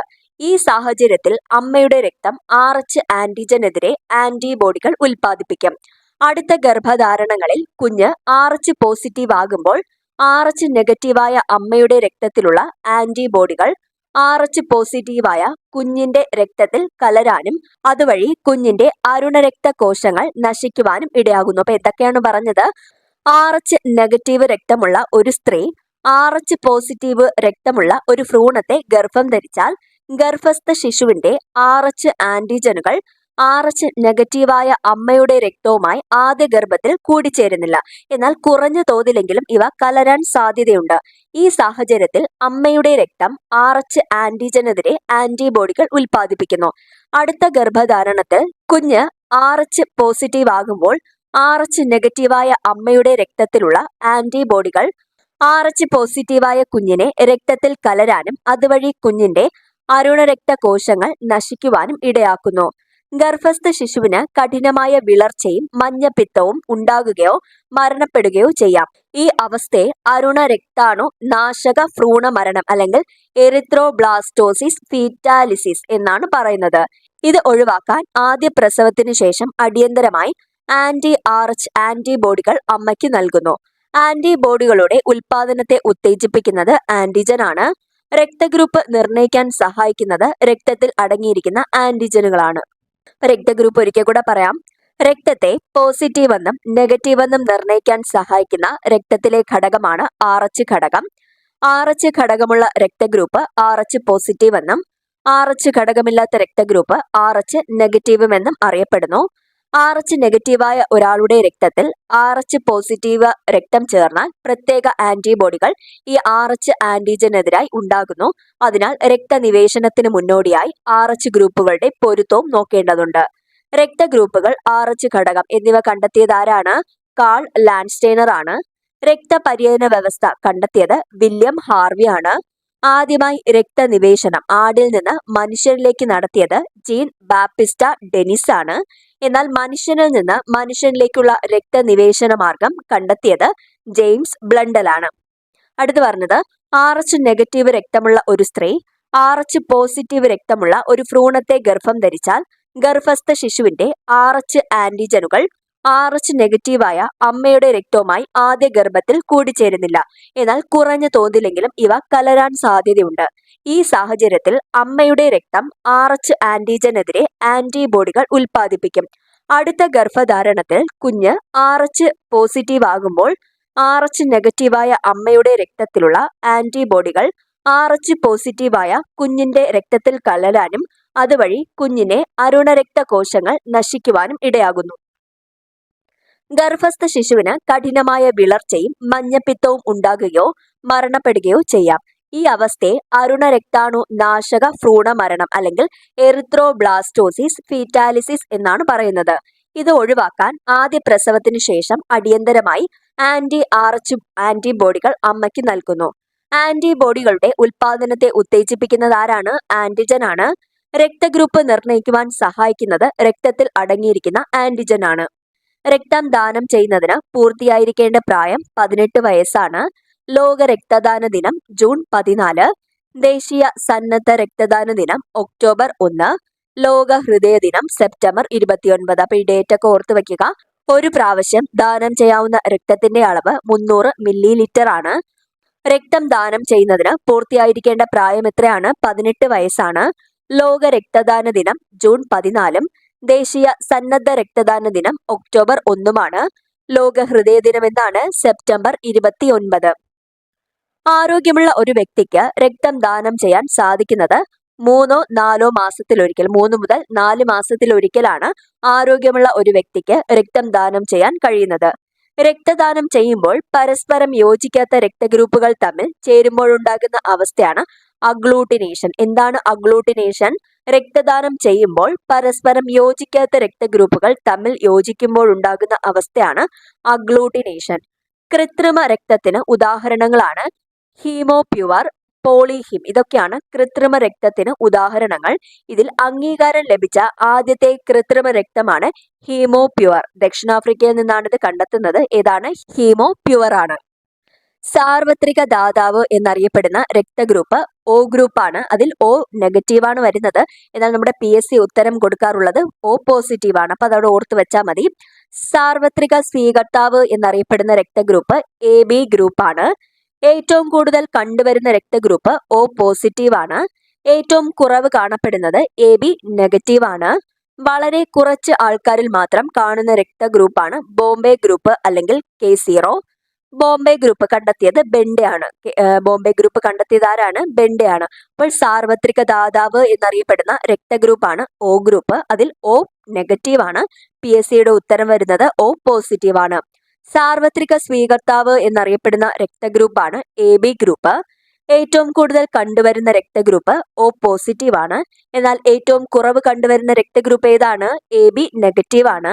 വളരെ കുറച്ച് ആൾക്കാരിൽ മാത്രം കാണുന്ന രക്തഗ്രൂപ്പ് ഏതാണ്? ബോംബെ ഗ്രൂപ്പ്. ബോംബെ ഗ്രൂപ്പ് കണ്ടെത്തിയത് ആരാണ്? ബെൻഡെയാണ്. അപ്പൊ രക്തഗ്രൂപ്പുമായി ഇത്രയും കാര്യങ്ങൾ പഠിക്കുക. ഇതിൽ കുറച്ച് ടേബിൾ വരുന്ന ഭാഗങ്ങളൊക്കെ ഉണ്ട്. അത് നമ്മുടെ ഇതിൽ വിട്ടുപോയിട്ടുണ്ട്. PDF അപ്ലോഡ് ചെയ്യുന്ന സമയത്ത് ഈ ടേബിൾ എല്ലാം ഇതിൽ ഉൾപ്പെടുത്തുന്നതാണ്. അപ്പൊ അതൊക്കെ നോക്കിയൊന്ന് പഠിക്കുക. അടുത്തതായി രക്തം കട്ടപിടിക്കൽ. രക്തം കട്ടപിടിക്കാൻ എടുക്കുന്ന സമയം 3 മുതൽ 8 മിനിറ്റ് ആണ്. നമുക്ക് SCERT പറയുന്നത് 8 മുതൽ 15 മിനിറ്റ് വരെ എന്നാണ്. അപ്പോൾ മെയിനായിട്ട് SCERT ഓർത്ത് വെച്ചാൽ മതി. രക്തം കട്ടപിടിക്കുന്ന സമയം നോർമൽ 3 മുതൽ 8 മിനിറ്റ്. SCERT ടെക്സ്റ്റ് പ്രകാരം 8 മുതൽ 15 മിനിറ്റ് വരെയാണ്. പ്ലാസ്മയിലെ പ്രോത്രോംബിൻ എന്ന പ്രോട്ടീനെ കാൽസ്യം, വിറ്റാമിൻ K എന്നിവയുടെ സാന്നിധ്യത്തിൽ ത്രോംബിനായി മാറ്റുന്നത് ത്രോംബോപ്ലാസ്റ്റിൻ. എന്താണ് ത്രോംബോപ്ലാസ്റ്റിൻ? പ്ലാസ്മയിലെ പ്രോത്രോംബിൻ എന്ന പ്രോട്ടീനെ കാൽസ്യം, വിറ്റാമിൻ K എന്നിവയുടെ സാന്നിധ്യത്തിൽ ത്രോംബിനായി മാറ്റുന്നതിനെ ത്രോംബോപ്ലാസ്റ്റിൻ എന്ന് പറയുന്നു. രക്തം കട്ടപിടിക്കാൻ സഹായിക്കുന്ന മാംസ്യമാണ് ഫൈബ്രിനോജൻ. രക്തം കട്ടപിടിക്കാൻ സഹായിക്കുന്ന എൻസൈം ഏതാണ്? ത്രോംബോകൈനസിസ് ആണ്. അപ്പൊ ഇത്രയും പോയിന്റുകൾ ഓർക്കുക. രക്തം കട്ടപിടിക്കാൻ എടുക്കുന്ന സമയം 8 മുതൽ 15 മിനിറ്റ് വരെയാണ്. പ്ലാസ്മയിലെ പ്രോത്രോംബിൻ എന്ന പ്രോട്ടീനെ കാൽസ്യം, വിറ്റാമിൻ K എന്നിവയുടെ സാന്നിധ്യത്തിൽ ത്രോംബിനായി മാറ്റുന്നത് ത്രോംബോപ്ലാസ്റ്റിൻ ആണ്. രക്തം കട്ടപിടിക്കാൻ സഹായിക്കുന്ന മാംസ്യമാണ് ഏത്? ഫൈബ്രിനോജൻ. രക്തം കട്ടപിടിക്കാൻ സഹായിക്കുന്ന എൻസൈം ഏതാണ്? ത്രോംബോകൈനേസ് ആണ്. രക്തബാങ്കിന്റെ ഉപജ്ഞാതാവ്. രക്തബാങ്കിന്റെ ഉപജ്ഞാതാവ് ആരാണ്? ചാൾസ് റിച്ചാർഡ് ഡ്രൂ ആണ് രക്തബാങ്കിന്റെ ഉപജ്ഞാതാവ്. ആദ്യ രക്തബാങ്ക് സ്ഥാപിതമായത് അമേരിക്കയിലാണ്.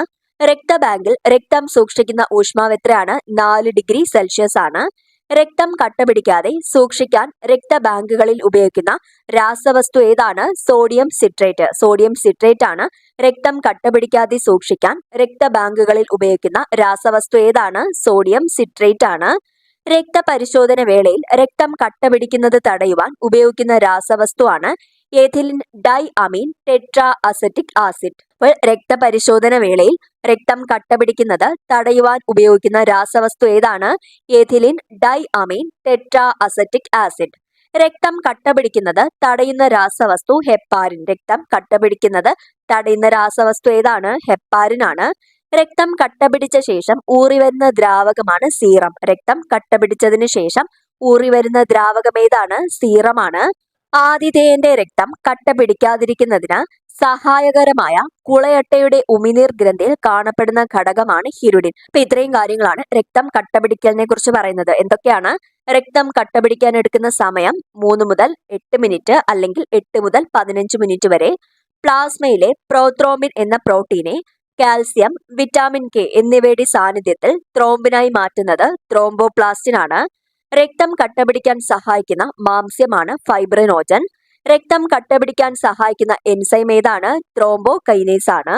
രക്തബാങ്കിന്റെ ഉപജ്ഞാതാവ് Charles Richard Drew. Charles Richard Drew ആണ് രക്തബാങ്കിന്റെ ഉപജ്ഞാതാവ്. ആദ്യ രക്തബാങ്ക് സ്ഥാപിതമാകുന്നത് അമേരിക്കയിലാണ്. രക്തബാങ്കിൽ രക്തം സൂക്ഷിക്കുന്ന ഊഷ്മാവ് എത്രയാണ്? 4 ഡിഗ്രി സെൽഷ്യസ് ആണ്. രക്തം കട്ടപിടിക്കാതെ സൂക്ഷിക്കാൻ രക്തബാങ്കുകളിൽ ഉപയോഗിക്കുന്ന രാസവസ്തു ഏതാണ്? സോഡിയം സിട്രേറ്റ് ആണ്. രക്തപരിശോധന വേളയിൽ രക്തം കട്ടപിടിക്കുന്നത് തടയുവാൻ ഉപയോഗിക്കുന്ന രാസവസ്തുവാണ് എഥിലിൻ ഡൈ അമീൻ ടെട്രാ അസറ്റിക് ആസിഡ്. രക്തം കട്ടപിടിക്കുന്നത് തടയുന്ന രാസവസ്തു ഏതാണ്? ഹെപ്പാരിൻ ആണ്. രക്തം കട്ടപിടിച്ചതിനു ശേഷം ഊറിവരുന്ന ദ്രാവകത്തെ സീറം എന്ന് പറയുന്നു. ആതിഥേയന്റെ രക്തം കട്ടപിടിക്കാതിരിക്കുന്നതിന് സഹായകരമായ കുളയട്ടയുടെ ഉമിനീർ ഗ്രന്ഥിയിൽ കാണപ്പെടുന്ന ഘടകമാണ് ഹിരുഡിൻ.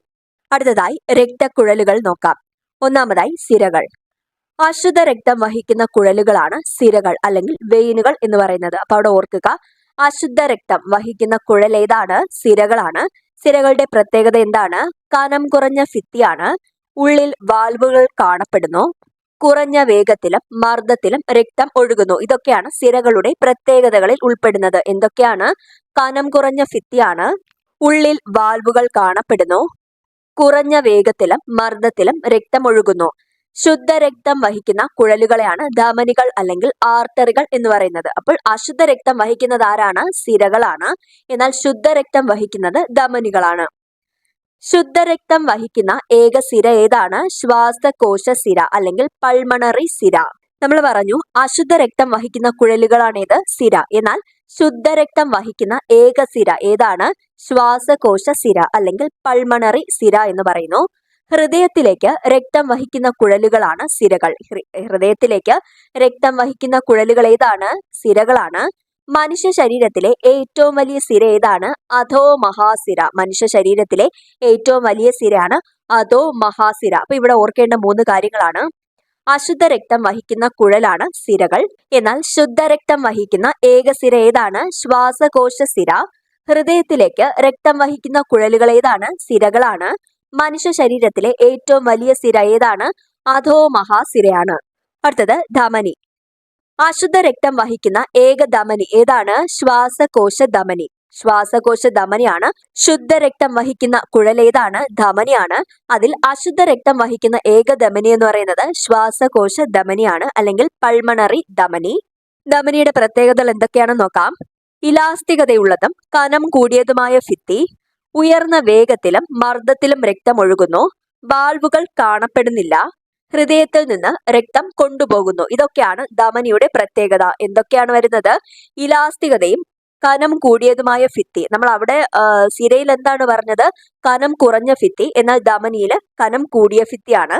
അടുത്ത ഉയർന്ന വേഗത്തിലും മർദ്ദത്തിലും രക്തം ഒഴുകുന്നു. എവിടെ? ധമനിയിൽ. എന്നാൽ സിരയിൽ എങ്ങനെയാണ് ഒഴുകുന്നത്? കുറഞ്ഞ വേഗത്തിലും മർദ്ദത്തിലുമാണ് രക്തം ഒഴുകുന്നത്.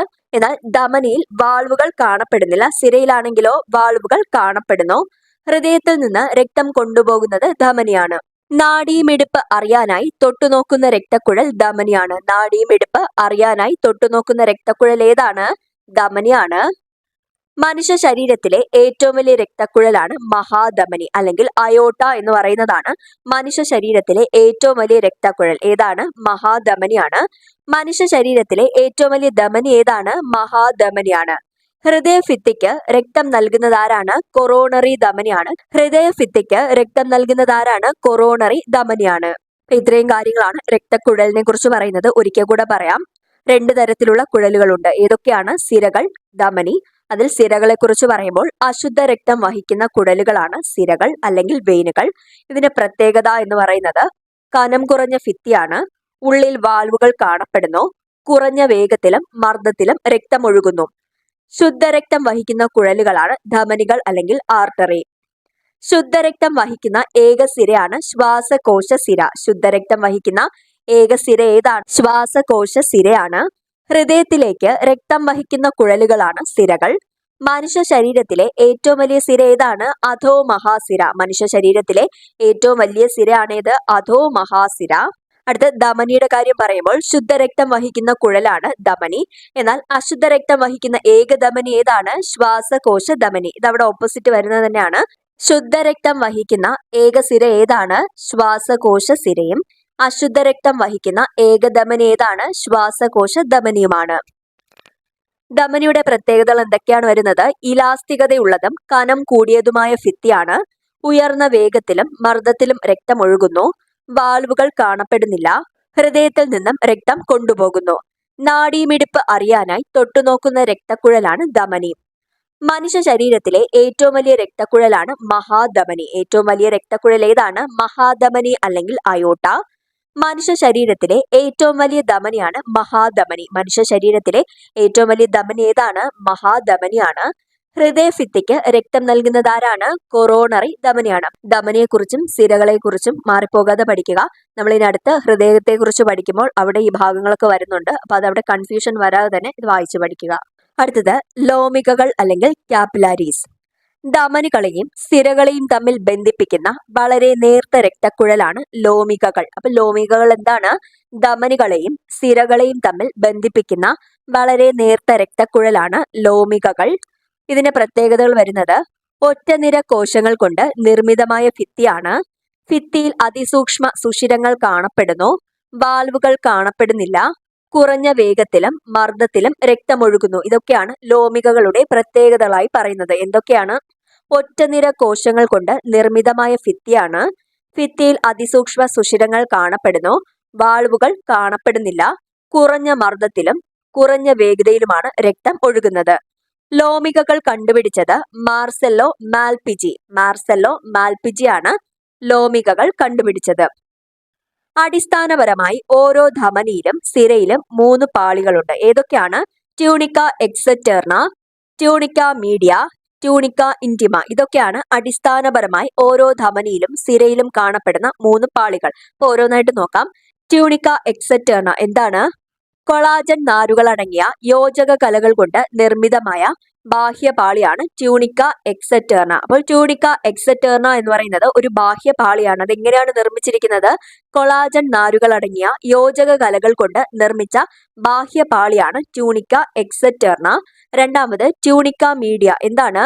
മിനുസപേശികളും ഇലാസ്റ്റിക തന്തുക്കളും കൊണ്ട് നിർമ്മിതമായ മധ്യപാളിയാണ് ട്യൂണിക്ക മീഡിയ മധ്യമുള്ളതാണ് ട്യൂണിക്ക മീഡിയ. അതെങ്ങനെയാണ് നിർമ്മിച്ചിരിക്കുന്നത്? മിനുസപേശികളും ഇലാസ്റ്റിക തന്തുക്കളും കൊണ്ട് നിർമ്മിതമായ മധ്യപാളിയാണ് ട്യൂണിക്ക മീഡിയ. മൂന്നാമത് ട്യൂണിക്ക ഇന്റിമ എന്താണ്? സ്ക്വാമസ് ആവരണ കലയുള്ള ആന്തരപാളിയാണ് ട്യൂണിക്ക ഇന്റിമ. അപ്പൊ ഈ 3 പാളികളും ഓർത്തു വെക്കുക. അടിസ്ഥാനപരമായി ഓരോ ധമനിയിലും സിരയിലും 3 പാളികൾ കാണപ്പെടുന്നുണ്ട്. ഏതൊക്കെയാണ് ആ പാളികൾ വരുന്നത്? Tunica externa, tunica media, tunica intima. ഇതിൽ ട്യൂണിക്ക എക്സറ്റേർണ എന്ന് പറയുന്നത് ഒരു ബാഹ്യപാളിയാണ്. അത് കൊളാജൻ നാരുകൾ അടങ്ങിയ യോജക കലകൾ കൊണ്ടാണ് നിർമ്മിച്ചിരിക്കുന്നത്. രണ്ടാമത് ട്യൂണിക്ക മീഡിയ അത് മധ്യപാളിയാണ്. മിനുസപേശികളും ഇലാസ്റ്റിക തന്തുക്കളും കൊണ്ടാണ് നിർമ്മിച്ചിരിക്കുന്നത്. അവസാനമായി ട്യൂണിക്ക ഇന്റിമ അത് ഒരു ആന്തരപാളിയാണ്. സ്ക്വാമസ് ആവരണ കലകൾ കൊണ്ടാണ് നിർമ്മിച്ചിരിക്കുന്നത്. ലോമികകളിലൂടെ രക്തം പ്രവഹിക്കുമ്പോൾ ലോമിക ഭിത്തിയിലെ ചെറു സുഷിരങ്ങളിലൂടെ രക്തത്തിലെ ദ്രാവക ഭാഗം കോശാന്തര സ്ഥലത്തേക്ക് ഊറിയിറങ്ങി കോശാന്തര സ്ഥലത്ത് രൂപപ്പെടുന്ന ദ്രാവകമാണ് കോശാന്തര ദ്രവം അല്ലെങ്കിൽ ടിഷ്യൂ ദ്രവം. എന്താണ് കോശാന്തര ദ്രവം അല്ലെങ്കിൽ ടിഷ്യൂ ദ്രവം എന്ന് പറയുന്നത്? ലോമികകളുടെ രക്തം പ്രവഹിക്കുമ്പോൾ ലോമിക ഭിത്തിയിലെ ചെറു സുഷിരങ്ങളിലൂടെ രക്തത്തിലെ ദ്രാവക ഭാഗം കോശാന്തര സ്ഥലത്തേക്ക് ഊറിയിറങ്ങി കോശാന്തര സ്ഥലത്ത് രൂപപ്പെടുന്ന ദ്രാവകത്തെ കോശാന്തര ദ്രവം അല്ലെങ്കിൽ ടിഷ്യൂ ദ്രവം എന്ന് അറിയപ്പെടുന്നു. ടിഷ്യൂ ദ്രവത്തിൽ കാണപ്പെടാത്തത് അരുണ രക്താണുക്കൾ, വലിയ പ്രോട്ടീൻ തന്മാത്രകൾ, പ്ലേറ്റ്ലെറ്റുകൾ. ഇതൊക്കെ തന്നെ ടിഷ്യൂ ദ്രവത്തിൽ കാണപ്പെടുന്നില്ല. എന്തൊക്കെയാണ്? അരുണ രക്താണുക്കൾ, വലിയ പ്രോട്ടീൻ തന്മാത്രകൾ, പ്ലേറ്റ്ലെറ്റുകൾ. ഇതൊക്കെ തന്നെ ടിഷ്യൂ ദ്രവത്തിൽ കാണപ്പെടുന്നില്ല. പദാർത്ഥ വിനിമയം നടക്കുന്നത് ടിഷ്യൂ ദ്രവവും കോശങ്ങളും തമ്മിലാണ് പദാർത്ഥ വിനിമയം നടക്കുന്നത്. രക്തത്തിൽ നിന്ന് രൂപപ്പെടുകയും രക്തത്തിലേക്ക് പുനരാകിരണം ചെയ്യപ്പെടുന്നതുമായ ലസികാ വ്യൂഹത്തിലെ ശരീരദ്രവമാണ് ലിംഫ്. ലിംഫ് എന്താണ്? രക്തത്തിൽ നിന്ന് രൂപപ്പെടുകയും രക്തത്തിലേക്ക് പുനരാകിരണം ചെയ്യപ്പെടുന്നതുമായ ലസികാ വ്യൂഹത്തിലെ ശരീരദ്രവമാണ് ലിംഫ്. ലിംഫ് വ്യവസ്ഥയിൽ ഉൾപ്പെടുന്നതാണ് ലിംഫ് ലോമികകൾ, ലിംഫ് നോഡുകൾ, ലിംഫ് പ്ലീഹ. ഇതൊക്കെയാണ് ലിംഫ് വ്യവസ്ഥയിൽ ഉൾപ്പെടുന്നത്. ഏതൊക്കെയാണ്? ലിംഫ് ലോമികകൾ, ലിംഫ് നോഡുകൾ, ലിംഫ് പ്ലീഹ. കോശാന്തര സ്ഥലത്ത് രക്തലോമികകളെ കൂടാതെ കാണപ്പെടുന്ന ഒരഗ്രം അടഞ്ഞ ചെറുകുഴലാണ് ലിംഫ് ലോമികകൾ. എന്താണ് ലിംഫ് ലോമികകൾ? കോശാന്തര സ്ഥലത്ത് രക്തലോമികകളെ കൂടാതെ കാണപ്പെടുന്ന ഒരഗ്രം അടഞ്ഞ ചെറുകുഴലുകളാണ് ലിംഫ് ലോമികകൾ. കോശാന്തര സ്ഥലത്ത് നിന്ന് ടിഷ്യൂ ദ്രവത്തിന്റെ അധിക ഭാഗവും രക്തലോമികളിലേക്ക് തിരികെ പ്രവേശിക്കുന്നു. ടിഷ്യൂ ദ്രവത്തിന്റെ ബാക്കി ഭാഗം ലിംഫ് ലോമികളിലേക്ക് പ്രവേശിക്കുന്നു. ലസികാദ്രവം അല്ലെങ്കിൽ ലിംഫ് നിറമില്ലാത്തതും ശരീരത്തിലെ രോഗപ്രതിരോധ ശക്തിക്ക് നിദാനമായ ലിംഫോസൈറ്റുകൾ അടങ്ങിയിട്ടുള്ളതുമാണ്. ഇവ പോഷകങ്ങളും ഹോർമോണുകളും വഹിച്ചുകൊണ്ടു പോകുന്നു. ലോമികകളുടെ രക്തം ഒഴുകുമ്പോൾ ഊർന്നിറങ്ങുന്ന ദ്രാവകമാണ് ലിംഫ്. ലോമികകളിലൂടെ രക്തം ഒഴുകുമ്പോൾ ഊർന്നിറങ്ങുന്ന ദ്രാവകം എന്താണ്? ലിംഫാണ്. രക്തത്തിനും കലകൾക്കുമിടയിലെ ഇടനിലക്കാരൻ എന്നറിയപ്പെടുന്നത് ലിംഫാണ്. രക്തത്തിനും കലകൾക്കുമിടയിലെ ഇടനിലക്കാരൻ എന്നറിയപ്പെടുന്നത് ആരാണ്? ലിംഫാണ്. ലിംഫ് ലോമികൾ ചേർന്ന് ചെറുലിംഫ് വാഹികളും ചെറുലിംഫ് വാഹികൾ ചേർന്ന് വലിയ ലിംഫ് വാഹികളും ഉണ്ടാകുന്നു. വലിയ ലിംഫ് വാഹികൾ മഹാസിരയിലേക്ക് തുറക്കുന്നു. ടിഷ്യൂ ദ്രവത്തെ രക്തത്തിലേക്ക് തിരികെ എത്തിക്കുന്നു. ലിംഫ് വ്യവസ്ഥയെ ബാധിക്കുന്ന ഒരു രോഗമാണിത് മന്ത്. രാത്രി മാത്രം രക്തപരിശോധന നടത്തി നിർണയിക്കുന്ന ഒരു രോഗമാണ് മന്ത്. അപ്പൊ ഇത്ര ഒരിക്കൽ കൂടെ പറയാം. ലോമികകളിലൂടെ രക്തം പ്രവഹിക്കുമ്പോൾ ലോമിക ഭിത്തിയിലെ ചെറു സുഷിരങ്ങളിലൂടെ രക്തത്തിലെ ദ്രാവക ഭാഗം കോശാന്തര സ്ഥലത്തേക്ക് ഊറിയിറങ്ങി കോശാന്തര സ്ഥലത്ത് രൂപപ്പെടുന്ന ദ്രാവകമാണ് കോശാന്തര ദ്രവം അല്ലെങ്കിൽ ടിഷ്യൂ ദ്രവം. ടിഷ്യൂ ദ്രവത്തിൽ കാണപ്പെടാത്തത് അരുണ രക്താണുക്കളും വലിയ പ്രോട്ടീൻ തന്മാത്രകൾ, പ്ലേറ്റ്ലെറ്റുകൾ. ഇത് മൂന്നും തന്നെ ടിഷ്യൂ ദ്രവത്തിൽ കാണപ്പെടുന്നില്ല. പദാർത്ഥ വിനിമയം നടക്കുന്നത് എങ്ങനെയാണ്? ടിഷ്യൂ ദ്രവവും കോശങ്ങളും തമ്മിലാണ് പദാർത്ഥ വിനിമയം നടക്കുന്നത്. രക്തത്തിൽ നിന്ന് രൂപപ്പെടുകയും രക്തത്തിലേക്ക് പുനരാഗിരണം ചെയ്യപ്പെടുന്നതുമായ ലസികാ വ്യൂഹത്തിലെ ശരീരദ്രവമാണ് ലിംഫ്. ലിംഫ് വ്യവസ്ഥയിൽ ഉൾപ്പെടുന്നത് ഏതൊക്കെയാണ്? ലിംഫ് ലോമികകൾ, ലിംഫ് നോഡുകൾ, ലിംഫ് പ്ലീഹ. കോശാന്തര സ്ഥലത്ത് രക്തലോമികകളെ കൂടാതെ കാണപ്പെടുന്ന ഒരഗ്രം അടഞ്ഞ ചെറുകുഴലാണെന്ത്? ലിംഫ് ലോമികകൾ. കോശാന്തര സ്ഥലത്ത് നിന്ന് ടിഷ്യൂ ദ്രവത്തിന്റെ അധിക ഭാഗവും രക്തലോമികളിലാണ് തിരികെ പ്രവേശിക്കുന്നത്. ടിഷ്യൂ ദ്രവത്തിന്റെ ബാക്കി ഭാഗം ലിംഫ് ലോമികളിലും പ്രവേശിക്കുന്നു. അപ്പൊ അവിടെ ഓർത്തു വെക്കുക, ടിഷ്യൂ ദ്രവത്തിന്റെ അധിക ഭാഗം എങ്ങോട്ടാണ് പ്രവേശിക്കുന്നത്? രക്തലോമികളിലേക്ക് പ്രവേശിക്കുന്നു. ബാക്കി ഭാഗം എങ്ങോട്ടാണ്? ലോമികളിലേക്കുമാണ് പ്രവേശിക്കുന്നത്. ലസികാദ്രവം അല്ലെങ്കിൽ ലിംഫ് നിറമില്ലാത്തതും ശരീരത്തിലെ രോഗപ്രതിരോധ ശക്തിക്ക് നിദാനമായ ലിംഫോസൈറ്റുകൾ അടങ്ങിയിട്ടുള്ളതുമാണ്. ഇവ പോഷകങ്ങളും ഹോർമോണുകളും വഹിച്ചുകൊണ്ടു പോകുന്നു. ലോമികകളുടെ രക്തം ഒഴുകുമ്പോൾ ഊർന്നിറങ്ങുന്ന ദ്രാവകം എന്താണ്? ലിംഫാണ്. രക്തത്തിനും കലകൾക്കുമിടയിലെ ഇടനിലക്കാരൻ എന്നറിയപ്പെടുന്നത് ലിംഫാണ്.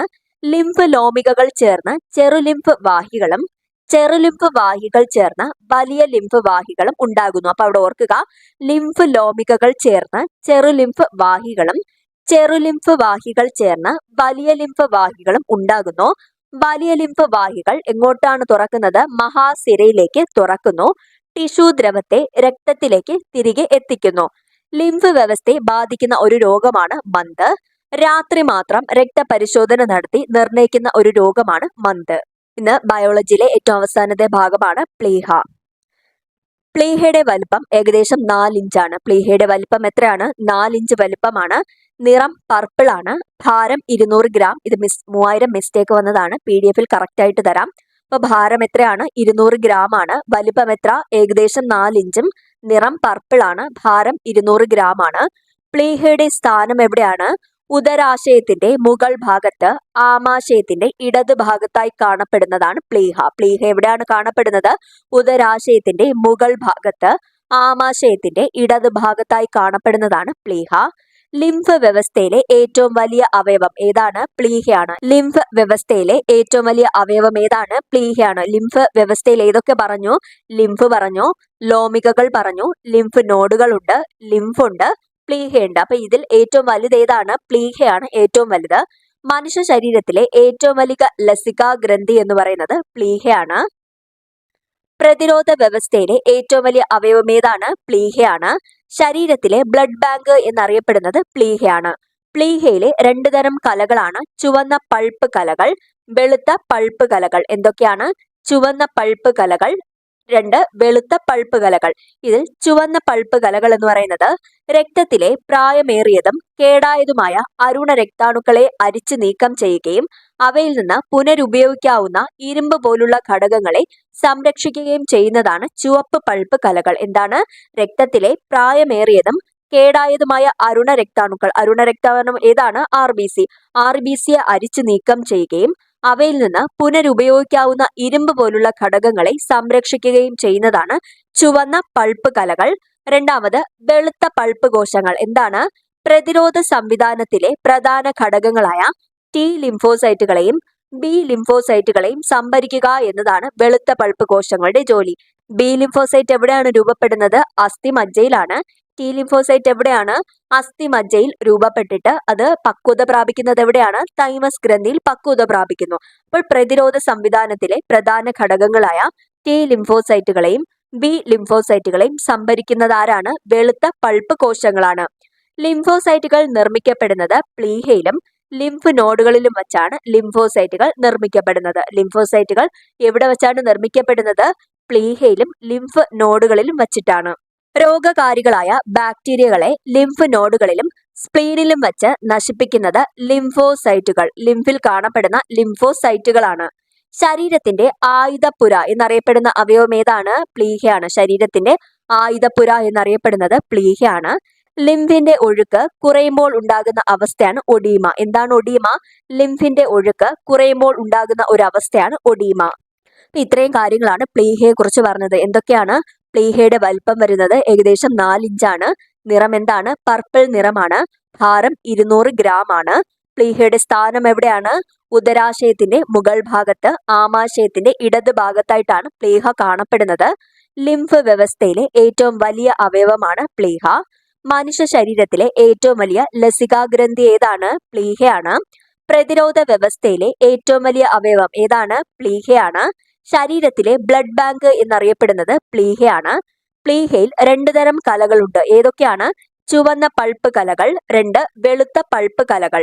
ഇതിൽ ചുവന്ന പൾപ്പ് കലകൾ രക്തത്തിലെ പ്രായമേറിയതും കേടായതുമായ അരുണ രക്താണുക്കളെ അരിച്ചു നീക്കം ചെയ്യുകയും അവയിൽ നിന്ന് പുനരുപയോഗിക്കാവുന്ന ഇരുമ്പ് പോലുള്ള ഘടകങ്ങളെ സംരക്ഷിക്കുകയും ചെയ്യുന്നത് ചുവന്ന പൾപ്പ് കലകളാണ്. രണ്ടാമത് വെളുത്ത പൾപ്പ് കോശങ്ങൾ. അതെന്താണ്? പ്രതിരോധ സംവിധാനത്തിലെ പ്രധാന ഘടകങ്ങളായ ടി ലിംഫോസൈറ്റും ബി ലിംഫോസൈറ്റുകളെയും സംഭരിക്കുന്നു. ഈ ടി ലിംഫോസൈറ്റും ബി ലിംഫോസൈറ്റും ഏത് രക്താണുക്കളാണ്? ശ്വേത രക്താണുക്കളാണ്. അപ്പോൾ വെളുത്ത പൾപ്പ് കോശങ്ങൾ ശ്വേത രക്താണുവുമായി ബന്ധപ്പെട്ടതാണ്. ലിംഫോസൈറ്റുകൾ നിർമ്മിക്കപ്പെടുന്നത് പ്ലീഹയിലും ലിംഫ് നോഡുകളിലും വെച്ചിട്ടാണ് ലിംഫോസൈറ്റുകൾ നിർമ്മിക്കപ്പെടുന്നത്. രോഗകാരികളായ ബാക്ടീരിയകളെ ലിംഫ് നോഡുകളിലും സ്പ്ലീനിലും വെച്ച് നശിപ്പിക്കുന്നത് ലിംഫോസൈറ്റുകളാണ്. ശരീരത്തിന്റെ ആയുധപ്പുര എന്നറിയപ്പെടുന്ന അവയവം പ്ലീഹയാണ്. ലിംഫിന്റെ ഒഴുക്ക് കുറയുമ്പോൾ ഉണ്ടാകുന്ന അവസ്ഥയാണ് ഒഡീമ. ഇത്രയും കാര്യങ്ങളാണ് രക്തപര്യന വ്യവസ്ഥയിൽ പറയുന്നത്. ഇനി നമുക്ക് രക്തപര്യന വ്യവസ്ഥയിലുള്ള ഒരു ഭാഗമാണ് ഇത്, ഹൃദയം. ഹൃദയം ഇതിൽ ഉൾപ്പെടുത്തിയിട്ടില്ല. അത് നാളത്തെ ക്ലാസ്സിൽ നമുക്ക് ഹൃദയത്തെക്കുറിച്ച് പഠിക്കാം, ഇതിന്റെ ബാലൻസ് ആയിട്ട്. അടുത്തതായി നമുക്ക് കേരള നവോത്ഥാന പ്രസ്ഥാനത്തിൽ യോഗക്ഷേമ സഭയെക്കുറിച്ച് നോക്കാം. സ്ഥാപിതമായ വർഷം എന്നാണ്? 1908 യോഗക്ഷേമ സഭ സ്ഥാപിതമാകുന്നത്. യോഗക്ഷേമ സഭയുടെ പ്രധാന പ്രവർത്തകൻ ആരായിരുന്നു? V T Bhattathiripad. V T ഭട്ടതിരിപ്പാടാണ് യോഗക്ഷേമ സഭയുടെ പ്രധാന പ്രവർത്തകൻ. യോഗക്ഷേമ സഭയുടെ ആദ്യ സമ്മേളനത്തിന്റെ വേദി എവിടെയാണ്? ആലുവ. യോഗക്ഷേമ സഭയുടെ ആദ്യ സമ്മേളനം നടക്കുന്നത് ആലുവയിൽ വെച്ചിട്ടാണ്. യോഗക്ഷേമ സഭയുടെ മുദ്രാവാക്യം എന്താണ്? നമ്പൂതിരിയെ മനുഷ്യനാക്കുക എന്നതാണ് യോഗക്ഷേമ സഭയുടെ മുദ്രാവാക്യം. അപ്പൊ ഈ പോയിന്റുകൾ ഓർക്കുക. യോഗക്ഷേമ സഭ സ്ഥാപിതമായ വർഷം 1908. അതിലെ പ്രവർത്തകൻ ആരാണ്? വി ടി ഭട്ടതിരിപ്പാടാണ്. യോഗക്ഷേമ സഭയുടെ ആദ്യ സമ്മേളനത്തിന്റെ വേദി ആലുവയാണ്. യോഗക്ഷേമ സഭയുടെ മുദ്രാവാക്യം എന്താണ്? നമ്പൂതിരിയെ മനുഷ്യനാക്കുക എന്നത്. യോഗക്ഷേമ സഭയുടെ ആദ്യ അധ്യക്ഷനായിരുന്നത് ദേശമംഗലം ശങ്കരൻ നമ്പൂതിരിപ്പാടാണ്. യോഗക്ഷേമ സഭയുടെ ആദ്യ അധ്യക്ഷൻ ആരാണ്? ദേശമംഗലം ശങ്കരൻ നമ്പൂതിരിപ്പാടാണ്. യോഗക്ഷേമ സഭയുടെ മുഖപത്രം എന്താണ്? മംഗളോദയം. യോഗക്ഷേമ സഭയുടെ മുഖപത്രമാണ് ഇത്, മംഗളോദയം. മംഗളോദയത്തിന്റെ ആദ്യ എഡിറ്റർ ആണ് ചങ്ങമ്പുഴ. മംഗളോദയത്തിന്റെ ആദ്യ എഡിറ്റർ ആരാണ്? ചങ്ങമ്പുഴയാണ്. യോഗക്ഷേമ സഭ പുറത്തിറക്കിയ 2 മാസികകളാണ് ഉണ്ണി നമ്പൂതിരിയും യോഗക്ഷേമം. 2 മാസികകൾ ഏതൊക്കെയാണ്? ഉണ്ണി നമ്പൂതിരി, യോഗക്ഷേമം. ഇത് രണ്ടും യോഗക്ഷേമ സഭ പുറത്തിറക്കിയ 2 മാസികകളാണ്. വി ടിയുടെ നേതൃത്വത്തിൽ നമ്പൂതിരി യുവജന സംഘം എന്ന സംഘടന രൂപീകരിക്കപ്പെട്ടത് 1919. വി ടിയുടെ നേതൃത്വത്തിൽ നമ്പൂതിരി യുവജന സംഘം എന്ന സംഘടന രൂപീകരിക്കപ്പെട്ട വർഷം ഏതാണ്? 1919. യോഗക്ഷേമ സഭ വിധവ പുനർവിവാഹ പ്രമേയം പാസാക്കുന്നത് പേരമംഗലം സമ്മേളനം 1933 പേരമംഗലം സമ്മേളനത്തിൽ വച്ചിട്ടാണ് യോഗക്ഷേമ സഭ വിധവ പുനർവിവാഹ പ്രമേയം പാസാക്കുന്നത്. അന്തർജന സമാജം, ബഹുമത സമൂഹം എന്നിവ സ്ഥാപിച്ചത് വി ടി ഭട്ടതിരിപ്പാടാണ്. എന്തൊക്കെ? അന്തർജന സമാജം, ബഹുമത സമൂഹം എന്നിവ സ്ഥാപിച്ചത് വി ടി ഭട്ടതിരിപ്പാടാണ്. അപ്പൊ ഇത്രയും കാര്യങ്ങളാണ് യോഗക്ഷേമ സഭയെക്കുറിച്ച് പറയുന്നത്. എന്തൊക്കെയാണ്? സ്ഥാപിതമായ വർഷം 1908. പ്രധാന പ്രവർത്തകൻ വി ടി ഭട്ടതിരിപ്പാടാണ്. യോഗക്ഷേമ സഭയുടെ ആദ്യ സമ്മേളനത്തിന്റെ വേദി എവിടെയാണ്? ആലുവയാണ്. യോഗക്ഷേമ സഭയുടെ മുദ്രാവാക്യമാണ് നമ്പൂതിരിയെ മനുഷ്യനാക്കുക. യോഗക്ഷേമ സഭയുടെ ആദ്യ അധ്യക്ഷനായിരുന്നത് ദേശമംഗലം ശങ്കരൻ നമ്പൂതിരിപ്പാടാണ്. യോഗക്ഷേമ സഭയുടെ മുഖപത്രം എന്താണ്? മംഗളോദയമാണ്. മംഗളോദയത്തിന്റെ ആദ്യ എഡിറ്ററാണ് ചങ്ങമ്പുഴ. യോഗക്ഷേമ സഭ പുറത്തിറക്കിയ 2 മാസികകളാണ് ഉണ്ണി നമ്പൂതിരിയും യോഗക്ഷേമവും. വി.ടിയുടെ നേതൃത്വത്തിൽ നമ്പൂതിരി യുവജന സംഘം എന്ന സംഘടന രൂപീകരിക്കപ്പെട്ട വർഷം 1919 യോഗക്ഷേമ സഭ വിധവ പുനർവിവാഹ പ്രമേയം പാസാക്കുന്നത് ഏത് സമ്മേളനത്തിലാണ്? പേരമംഗലം സമ്മേളനം 1933. അന്തർജന സമാജം, ബഹുമത സമൂഹം എന്നിവ സ്ഥാപിച്ചത് വി.ടി ഭട്ടതിരിപ്പാടാണ്. നമുക്കിനി വി.ടി ഭട്ടതിരിപ്പാടിനെ കുറിച്ച് കുറച്ച് ഡീറ്റെയിൽ ആയിട്ട് നോക്കാം. വെള്ളിത്തിരുത്തി താഴത്തുമനയിൽ രാമൻ ഭട്ടതിരിപ്പാട് എന്ന വി.ടി ഭട്ടതിരിപ്പാട് 1896 മാർച്ച് 26 പാലക്കാട് ജില്ലയിലെ മേഴത്തൂരിൽ മിശ്രസദനം എന്ന വീട്ടിൽ ജനിച്ചു. അപ്പൊ ഈ പോയിന്റുകളൊക്കെ ഓർക്കുക. വെള്ളിത്തിരുത്തി താഴത്തുമനയിൽ രാമൻ ഭട്ടതിരിപ്പാട് എന്ന വി.ടി ഭട്ടതിരിപ്പാട് 1896 മാർച്ച് 26 പാലക്കാട് ജില്ലയിലെ മേഴത്തൂരിൽ മിശ്രസദനം വീട്ടിൽ ജനിച്ചു.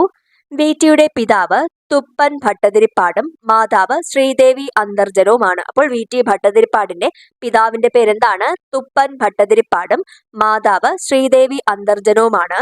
1908 ആലുവയിൽ സ്ഥാപിക്കപ്പെട്ട യോഗക്ഷേമ സഭയിൽ അംഗമായി.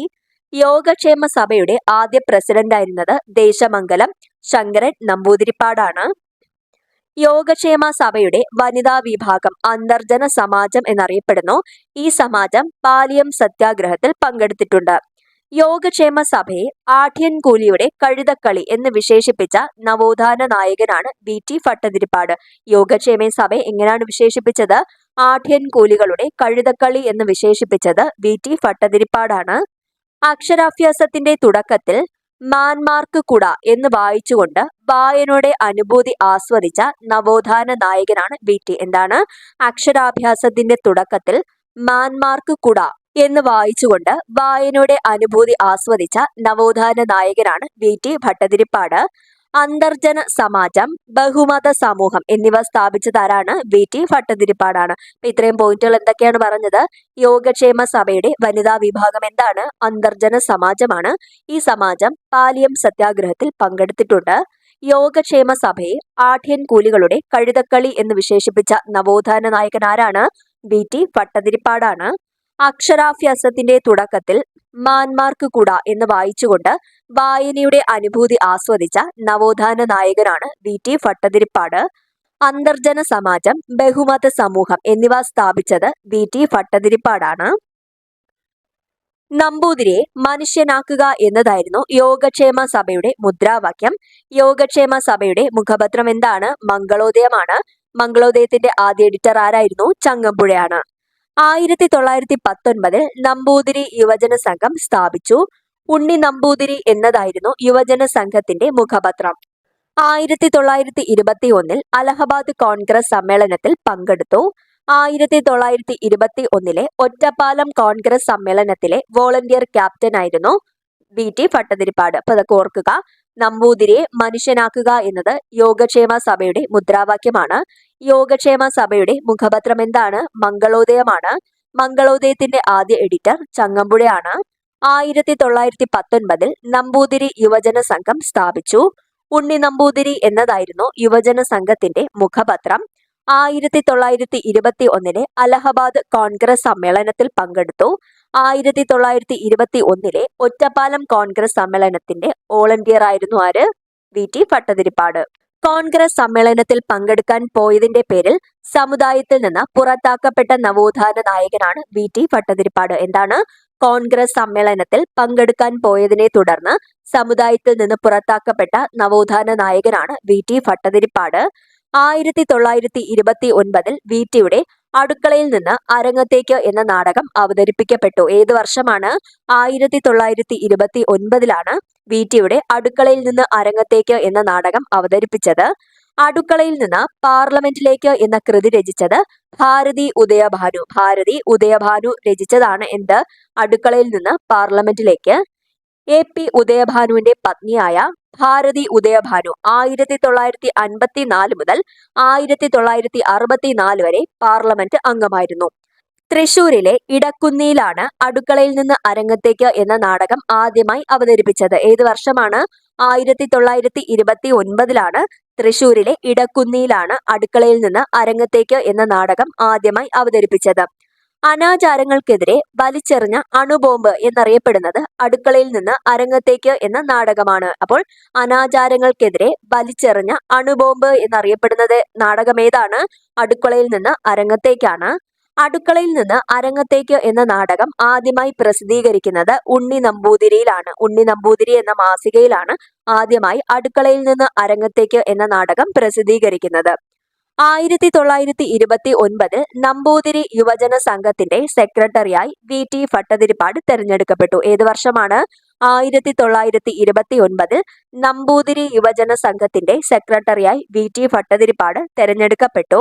1931 ഗുരുവായൂർ സത്യാഗ്രഹത്തിന് യുവജന സംഘവും ഉണ്ണി നമ്പൂതിരി മാസികയും എല്ലാ പിന്തുണയും നൽകിയിരുന്നു. ഈ സമയത്താണ് അമ്പലങ്ങൾക്ക് തീ കൊളുത്തുക എന്ന VTയുടെ ലേഖനം ഉണ്ണി നമ്പൂതിരിയിൽ പ്രസിദ്ധീകരിക്കുന്നത്. അപ്പോൾ VTയുടെ ഒരു ലേഖനമാണേത്? അമ്പലങ്ങൾക്ക് തീ കൊളുത്തുക എന്നത്. അത് ഏതിലാണ് പ്രസിദ്ധീകരിക്കുന്നത്? ഉണ്ണി നമ്പൂതിരി എന്ന മാസികയിലാണ് പ്രസിദ്ധീകരിക്കുന്നത്.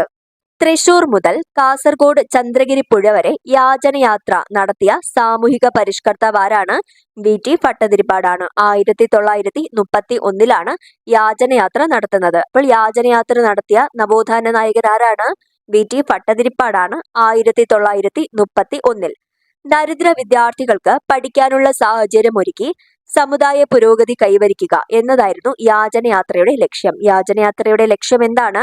ദരിദ്ര വിദ്യാർത്ഥികൾക്ക് പഠിക്കാനുള്ള സാഹചര്യമൊരുക്കി സമുദായ പുരോഗതി കൈവരിക്കുക എന്നതായിരുന്നു യാചനയാത്രയുടെ ലക്ഷ്യം. 1968 മിശ്ര വിവാഹ പ്രചാരണത്തിനായി അദ്ദേഹം കാഞ്ഞാട്ടു നിന്നും ചെമ്പഴന്തി വരെ സാമൂഹിക പരിഷ്കരണ ജാഥ നയിച്ചു. കാഞ്ഞങ്ങാട്ടു നിന്ന് ചെമ്പഴന്തി വരെ സാമൂഹിക പരിഷ്കരണ ജാഥ നയിച്ചത് ആരാണ്? VT ഭട്ടതിരിപ്പാടാണ്. എന്തിനു വേണ്ടിയിട്ടാണ്? 1968 മിശ്ര വിവാഹ പ്രചരണത്തിന് വേണ്ടിയിട്ടാണ്. ബ്രാഹ്മണ സമുദായത്തിലെ ആദ്യ മിശ്ര വിവാഹത്തിന് നേതൃത്വം നൽകിയ നവോത്ഥാന നായകനാണ് VT ഭട്ടതിരിപ്പാട്. ബ്രാഹ്മണ സമുദായത്തിലെ ആദ്യ മിശ്ര വിവാഹത്തിന് നേതൃത്വം നൽകിയ നവോത്ഥാന നായകൻ ആരാണ്? VT ഭട്ടതിരിപ്പാടാണ്. കേരളത്തിലെ ആദ്യ വിധവാ വിവാഹം നടത്തിയ നവോത്ഥാന നായകനുമാരാണ്? VT ഭട്ടതിരിപ്പാടാണ്. കുടുംബ മുറിക്കൽ, അന്തർജനങ്ങളുടെ വേഷപരിഷ്കരണം തുടങ്ങിയ സാമൂഹിക പരിഷ്കരണങ്ങൾക്ക് നേതൃത്വം നൽകിയത് VT ഭട്ടതിരിപ്പാടാണ്. കണ്ണീരും കിനാവും എന്ന VTയുടെ ആത്മകഥയ്ക്ക് 1971 കേരള സാഹിത്യ അക്കാദമി ലഭിച്ചു. അപ്പോൾ 1971 കേരള സാഹിത്യ അക്കാദമി അവാർഡ് ലഭിച്ച VTയുടെ ആത്മകഥ ഏതാണ്? കണ്ണീരും കിനാവുമാണ്. ഉണ്ണി നമ്പൂതിരി, യോഗക്ഷേമം, പാശുപതം, ഉദ്ബുദ്ധ കേരളം എന്നീ പത്രങ്ങളുടെ പത്രാധിപരായിരുന്നു ആര്? VT. ഏതിലൊക്കെയാണ്? ഉണ്ണി നമ്പൂതിരി, യോഗക്ഷേമം, പാശുപതം, ഉദ്ബുദ്ധ കേരളം എന്നീ പത്രങ്ങളുടെ പത്രാധിപരായിരുന്നു VT ഭട്ടതിരിപ്പാട്. വിദ്യാർത്ഥി എന്ന പേരിൽ മാസിക ആരംഭിച്ച നവോത്ഥാന നായകനാണ് VT ഭട്ടതിരിപ്പാട്. ഏത് പേരിലാണ്? വിദ്യാർത്ഥി എന്ന പേരിൽ. ഒരു രാത്രി മുഴുവൻ ഞാൻ എന്റെ ഭാവിയെപ്പറ്റി ചിന്തിച്ചു. വിജ്ഞാനം നേടിയേ അടങ്ങൂ എന്ന ഘോരാന്ധകാരത്തിൽ ഞാൻ ശപഥം ചെയ്തു. VTയുടെ കണ്ണീരും കിനാവും എന്ന ആത്മകഥയിലെ വരികളാണ് ഇവ. സത്യം ജീവിതയാത്രയിൽ ചെക്ക് ബുക്കിനേക്കാൾ വിലപ്പെട്ടതാണ് എന്ന് അഭിപ്രായപ്പെട്ടതാരാണ്? VT ഭട്ടതിരിപ്പാടാണ്. എന്താണ്? സത്യം ജീവിതയാത്രയിൽ ചെക്ക് ബുക്കിനേക്കാൾ വിലപ്പെട്ടതാണ്. 1982 ഫെബ്രുവരി 12 അദ്ദേഹം അന്തരിച്ചു. ഏത് വർഷമാണ്? 1982 ഫെബ്രുവരി 2 VT ഭട്ടതിരിപ്പാട് മരിക്കുന്നത്. VT ഭട്ടതിരിപ്പാട് കോളേജ് സ്ഥിതി ചെയ്യുന്നത് ശ്രീകൃഷ്ണപുരത്ത്, പാലക്കാടിലെ ശ്രീകൃഷ്ണപുരത്താണ് VT ഭട്ടതിരിപ്പാട് കോളേജ് സ്ഥിതി ചെയ്യുന്നത്. എന്റെ സഹോദരീ സഹോദരന്മാരെ, കരിങ്കല്ലിനെ കല്ലായി തന്നെ കരുതുക, മനുഷ്യനെ മനുഷ്യനായും. ഇങ്ങനെ അഭിപ്രായപ്പെട്ടത് VT ഭട്ടതിരിപ്പാടാണ്. എന്താണ്? എന്റെ സഹോദരീ സഹോദരന്മാരെ, കരിങ്കല്ലിനെ കല്ലായി തന്നെ കരുതുക, മനുഷ്യനെ മനുഷ്യനായും എന്ന് പറഞ്ഞത് VT ഭട്ടതിരിപ്പാടാണ്. അടുത്ത VTയുടെ പ്രധാന കൃതികൾ നോക്കാം. രജനീരംഗം, കഥകൾ. VTയുടെ ആദ്യ കൃതിയാണേത്? രജനീരംഗം. കണ്ണീരും കിനാവും ഏതാണ്? ആത്മകഥയാണ്. കർമ്മവിഭാഗം, അടുക്കളയിൽ നിന്ന് അരങ്ങത്തേക്ക് നാടകമാണ്. ചക്രവാളങ്ങൾ, കൊഴിഞ്ഞ പൂക്കൾ, വെടിവട്ടം, കാലത്തിന്റെ സാക്ഷി, സത്യമെന്നത് ഇവിടെ മനുഷ്യനാകുന്നു, ദക്ഷിണായനം, വിശക്കാത്ത ദൈവവും വിശക്കുന്ന മനുഷ്യനും, എന്റെ മണ്ണ്, കരിഞ്ചന്ത, പോംവഴി. ഇതൊക്കെയാണ് വി.ടിയുടെ പ്രധാന കൃതികൾ. എന്തൊക്കെയാണ്? രജനീരംഗം. വി.ടിയുടെ ആദ്യത്തെ കൃതി ഏതെന്ന് ചോദിച്ചാൽ ഏതാണ്? രജനീരംഗം, കണ്ണീരും കിനാവും, കർമ്മവിഭാഗം, അടുക്കളയിൽ നിന്ന് അരങ്ങത്തേക്ക്, ചക്രവാളങ്ങൾ, കൊഴിഞ്ഞ പൂക്കൾ, വെടിവട്ടം, കാലത്തിന്റെ സാക്ഷി, സത്യമെന്നത് ഇവിടെ മനുഷ്യനാകുന്നു, ദക്ഷിണായനം, വിശക്കാത്ത ദൈവവും വിശക്കുന്ന മനുഷ്യനും, എന്റെ മണ്ണ്, കരിഞ്ചന്ത, പോംവഴി. ഇതൊക്കെയാണ് വി.ടിയുടെ പ്രധാന കൃതികൾ. ഇപ്പൊ വി.ടി ഭട്ടതിരിപ്പാടിനെ കുറിച്ച് ഇത്രയും പോയിന്റുകളാണ് പറയുന്നത്. ഒരിക്കൽ കൂടെ പറയാം. വെള്ളിത്തുരുത്തി താഴത്തുമനയിൽ രാമൻ ഭട്ടതിരിപ്പാട് എന്ന വി.ടി ഭട്ടതിരിപ്പാട് ഏത് വർഷമാണ് ജനിക്കുന്നത്? 1896 മാർച്ച് 26-ന് പാലക്കാട് ജില്ലയിലെ മേഴത്തൂരിൽ മിശ്രസദനം വീട്ടിലാണ് ജനിക്കുന്നത്. വി.ടിയുടെ പിതാവ് തുപ്പൻ ഭട്ടതിരിപ്പാടും മാതാവ് ശ്രീദേവി അന്തർജനവുമാണ്. 1908 ആലുവയിൽ സ്ഥാപിക്കപ്പെട്ട യോഗക്ഷേമ സഭയിൽ അംഗമായി. യോഗക്ഷേമ സഭയുടെ ആദ്യ പ്രസിഡന്റ് ആരാണ്? ദേശമംഗലം ശങ്കരൻ നമ്പൂതിരിപ്പാടാണ്. യോഗക്ഷേമ സഭയുടെ വനിതാ വിഭാഗം അന്തർജന സമാജം എന്നറിയപ്പെടുന്നു. ഈ സമാജമാണ് പാലിയം സത്യാഗ്രഹത്തിൽ പങ്കെടുത്തത്. യോഗക്ഷേമ സഭയെ ആഢ്യൻകൂലികളുടെ കഴുതക്കളി എന്ന് വിശേഷിപ്പിച്ച നവോത്ഥാന നായകനാണ് വി.ടി ഭട്ടതിരിപ്പാട്. അക്ഷരാഭ്യാസത്തിന്റെ തുടക്കത്തിൽ മാന്മാർക്ക് കുട എന്ന് വായിച്ചുകൊണ്ട് വായനയുടെ അനുഭൂതി ആസ്വദിച്ച നവോത്ഥാന നായകനാണ് വി.ടി ഭട്ടതിരിപ്പാട്. അന്തർജന സമാജം, ബഹുമത സമൂഹം എന്നിവ സ്ഥാപിച്ചത് വി.ടി ഭട്ടതിരിപ്പാടാണ്. നമ്പൂതിരിയെ മനുഷ്യനാക്കുക എന്നതായിരുന്നു യോഗക്ഷേമ സഭയുടെ മുദ്രാവാക്യം. യോഗക്ഷേമ സഭയുടെ മുഖപത്രം എന്താണ്? മംഗളോദയമാണ്. മംഗളോദയത്തിന്റെ ആദ്യ എഡിറ്റർ ആയിരുന്നു ചങ്ങമ്പുഴ. 1919 നമ്പൂതിരി യുവജന സംഘം സ്ഥാപിച്ചു. ഉണ്ണി നമ്പൂതിരി എന്നതായിരുന്നു യുവജന സംഘത്തിന്റെ മുഖപത്രം. 1921 അലഹബാദ് കോൺഗ്രസ് സമ്മേളനത്തിൽ പങ്കെടുക്കുന്നു. 1921 ഒറ്റപ്പാലം കോൺഗ്രസ് സമ്മേളനത്തിലെ വോളണ്ടിയർ ആയിരുന്നു വി.ടി. കോൺഗ്രസ് സമ്മേളനത്തിൽ പങ്കെടുത്തതിനെ തുടർന്ന് സമുദായത്തിൽ നിന്ന് പുറത്താക്കപ്പെട്ട നവോത്ഥാന നായകനാണ് വി.ടി ഭട്ടതിരിപ്പാട്. 1929 വി.ടിയുടെ ആദ്യ നാടകം അവതരിപ്പിച്ചു. ഏതാണ്? അടുക്കളയിൽ നിന്ന് അരങ്ങത്തേക്ക്. എന്നാൽ അടുക്കളയിൽ നിന്ന് പാർലമെന്റിലേക്ക് എന്ന കൃതി രചിച്ചതാരാണ്? ഭാരതി ഉദയഭാനുവാണ് രചിക്കുന്നത്. എ.പി. ഉദയഭാനുവിന്റെ പത്നിയാണ് ആര്? ഭാരതി ഉദയഭാനു. 1954 മുതൽ 64 വരെ പാർലമെന്റിന്റെ അംഗമായിരുന്നു. തൃശൂരിലെ ഇടക്കുന്നിയിലാണ് അടുക്കളയിൽ നിന്ന് അരങ്ങത്തേക്ക് എന്ന നാടകം ആദ്യമായി അവതരിപ്പിച്ചത്.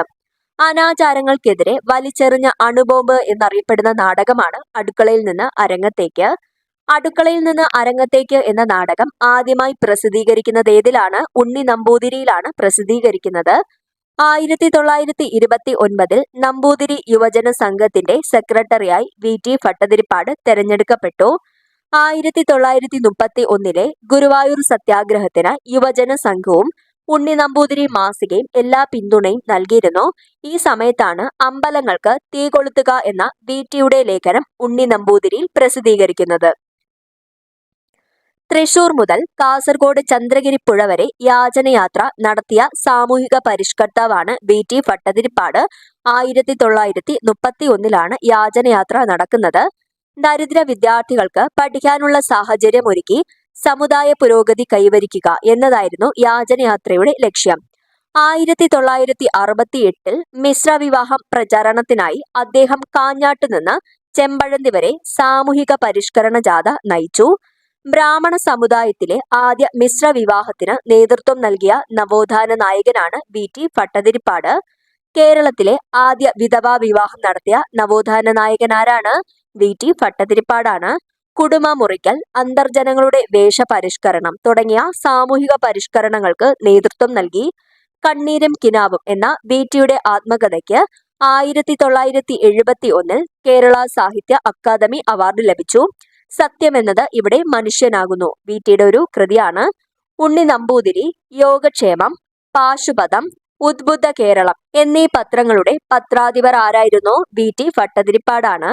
വിദ്യാർത്ഥി എന്ന പേരിൽ മാസിക ആരംഭിച്ച നവോത്ഥാന നായകനാണ്. ഒരു രാത്രി മുഴുവൻ ഞാൻ എന്റെ ഭാവിയെപ്പറ്റി ചിന്തിച്ചു, വിജ്ഞാനം നേടിയേ അടങ്ങൂ എന്ന് ഘോരാന്ധകാരത്തിൽ ഞാൻ ശപഥം ചെയ്തു. വി.ടിയുടെ കണ്ണീരും കിനാവും എന്ന ആത്മകഥയിലെ വരികളാണിവ. സത്യം ജീവിതയാത്രയിൽ ചെക്ക് ബുക്കിനേക്കാൾ വിലപ്പെട്ടതാണ് എന്ന് അഭിപ്രായപ്പെട്ടത് വി.ടി. ഭട്ടതിരിപ്പാടാണ്. അന്തരിക്കുന്നത് ഏത് വർഷത്തിലാണ്? 1982 ഫെബ്രുവരി 12-നാണ് അന്തരിക്കുന്നത്. വി.ടി. ഭട്ടതിരിപ്പാട് കോളേജ് സ്ഥിതി ചെയ്യുന്നത് എവിടെയാണ്? പാലക്കാടിലെ കൃഷ്ണപുരത്താണ് വി.ടി. ഭട്ടതിരിപ്പാട് കോളേജ് സ്ഥിതി ചെയ്യുന്നത്. അടുത്ത്, എന്റെ സഹോദരീ സഹോദരന്മാരെ, കരിങ്കല്ലിനെ കല്ലായി തന്നെ കരുതുക, മനുഷ്യനെ മനുഷ്യനായി. ഇങ്ങനെ അഭിപ്രായപ്പെട്ടത് ആരാണ്? വി.ടി. ഭട്ടതിരിപ്പാടാണ്. പ്രധാന കൃതികൾ നോക്കാം.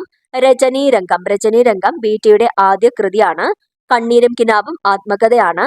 കർമ്മവിഭാഗം. അടുക്കളയിൽ നിന്ന് അരങ്ങത്തേക്ക് എന്താണ്? അതൊരു നാടകമാണ്. ചക്രവാളങ്ങൾ. കൊഴിഞ്ഞ പൂക്കൾ. വെടിവട്ടം. കാലത്തിന്റെ സാക്ഷി. സത്യമെന്നത് ഇവിടെ മനുഷ്യനാകുന്നു. ദക്ഷിണായനം. വിശക്കാത്ത ദൈവവും വിശക്കുന്ന മനുഷ്യനും. എന്റെ മണ്ണ്. കരിഞ്ചന്ത. പോംവഴി. ഇതൊക്കെയാണ് വി.ടിയുടെ പ്രധാന കൃതികൾ. ഇത് കരിഞ്ചന്ത ഇതിൽ ചോദിച്ചിട്ടുണ്ട്, ഇതില് കൂട്ടത്തിൽ ചേരാത്തതില്. അപ്പോൾ അത് ഓർക്കുക. ഇത്രയാണ് വി.ടി. ഭട്ടതിരിപ്പാടിനെ കുറിച്ച് പറയുന്നത്. അവസാനമായി നമുക്കൊരു നവോത്ഥാന പ്രസ്ഥാനം കൂടെ നോക്കാം. പ്രത്യക്ഷ രക്ഷ ദൈവസഭ.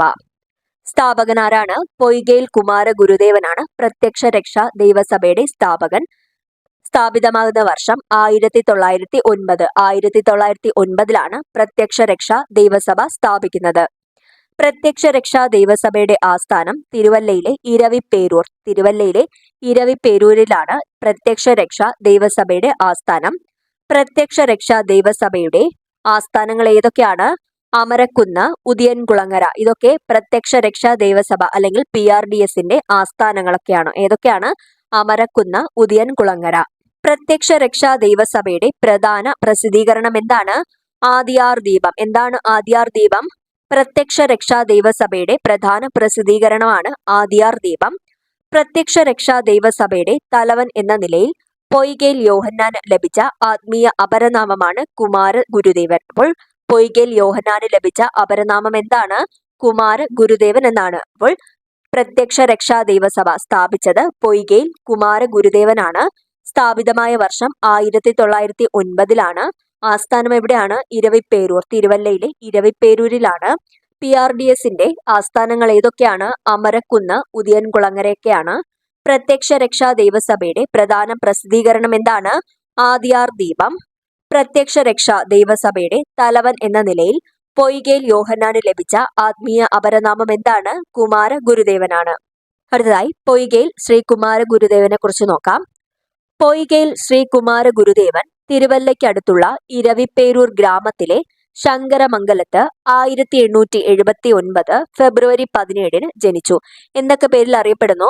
പുലയൻ മത്തായി, യോഹന്നാൻ ഉപദേശി, പൊയ്കയിൽ അപ്പച്ചൻ, കേരള നെപ്പോളിയൻ. ഇങ്ങനെയൊക്കെ അറിയപ്പെടുന്നത് പൊയ്കയിൽ ശ്രീ കുമാര ഗുരുദേവനാണ്. പ്രത്യക്ഷ രക്ഷാ ദൈവസഭയുടെ തലവൻ എന്ന നിലയിൽ പൊയ്കയിൽ യോഹന്നാന് ലഭിച്ച ആത്മീയ അപരനാമം എന്താണ്? കുമാര ഗുരുദേവനാണ്. 1909 അദ്ദേഹം പ്രത്യക്ഷ രക്ഷാ ദൈവസഭ സ്ഥാപിക്കുന്നു. ആസ്ഥാനം എവിടെയാണ്? പത്തനംതിട്ട ജില്ലയിലെ ഇരവിപ്പേരൂരാണ്. പ്രത്യക്ഷ രക്ഷാ ദൈവസഭയുടെ ആരാധന കേന്ദ്രങ്ങൾ അറിയപ്പെടുന്നത് എങ്ങനെയാണ്? മന്ദിരങ്ങൾ എന്നാണ് അറിയപ്പെടുന്നത്. മന്ദിരം എന്നാണ് അറിയപ്പെടുന്നത്. PRDSന്റെ മുഖപത്രം എന്താണ്? ആദിയാർ ദീപം.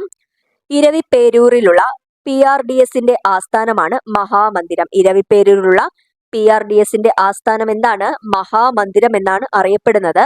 യോഹന്നാനെ ബൈബിൾ വായിക്കാൻ പഠിപ്പിച്ചത് മുത്തൂറ്റ് കൊച്ചുകുഞ്ഞാണ്. മുത്തൂറ്റ് കൊച്ചുകുഞ്ഞാണ് യോഹന്നാനെ ബൈബിൾ വായിക്കാൻ പഠിപ്പിച്ചത്. ക്രൈസ്തവനും ഹിന്ദുവും അല്ലാത്ത ദ്രാവിഡ ദളിതർ എന്ന ആശയം കൊണ്ടുവന്ന സാമൂഹിക പരിഷ്കർത്താവാണ് പൊയ്കയിൽ യോഹന്നാൻ. എന്താണ്? ക്രൈസ്തനും ഹിന്ദുവുമല്ലാത്ത ദ്രാവിഡ ദളിതർ എന്ന ആശയം കൊണ്ടുവന്ന സാമൂഹിക പരിഷ്കർത്താവാണ് പൊയ്കയിൽ യോഹന്നാൻ.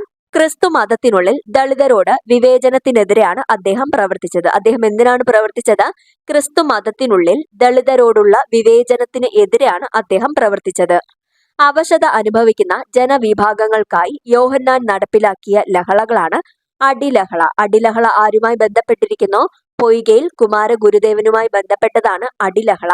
പൊയ്കയിൽ യോഹന്നാൻ നടത്തിയ മറ്റ് ലഹളകളാണ് വാകത്താനം ലഹള, വെള്ളനാടി ലഹള, മുണ്ടക്കയം ലഹള, കൊഴുക്കുംചിറ ലഹള, മംഗലം ലഹള. ഇതൊക്കെ പൊയ്കയിൽ കുമാര ഗുരുദേവൻ നടത്തിയ പ്രധാന ലഹളകളാണ്. സർക്കാർ അനുമതിയോടെ തിരുവിതാംകൂറിൽ അയിത്ത ജാതിക്കാർക്കായി ആദ്യ ഇംഗ്ലീഷ് വിദ്യാലയം ആരംഭിച്ചത് കുമാര ഗുരുദേവനാണ്. ഒന്നാം ലോക യുദ്ധകാലത്ത് പൊയ്കയിൽ യോഹന്നാന്റെ നേതൃത്വത്തിൽ യുദ്ധവിരുദ്ധ ജാഥ നടന്നത് മാരംകുളത്ത് നിന്ന് കുളത്തൂർ കുന്ന് വരെയാണ്. സമാധാനം, ലോകത്തിന് സമാധാനം, ഇതായിരുന്നു സമരത്തിന്റെ മുദ്രാവാക്യം. യോഹന്നാന്റെ കവിതകളുടെ സമാഹാരമാണ് രത്നമണികൾ. രത്നമണികൾ എന്താണ്? യോഹന്നാന്റെ കവിതകളുടെ സമാഹാരമാണ് രത്നമണികൾ. 1921 1931 ഇദ്ദേഹം ശ്രീമൂലം പ്രജാസഭയിലേക്ക് നാമനിർദ്ദേശം ചെയ്യപ്പെട്ടു.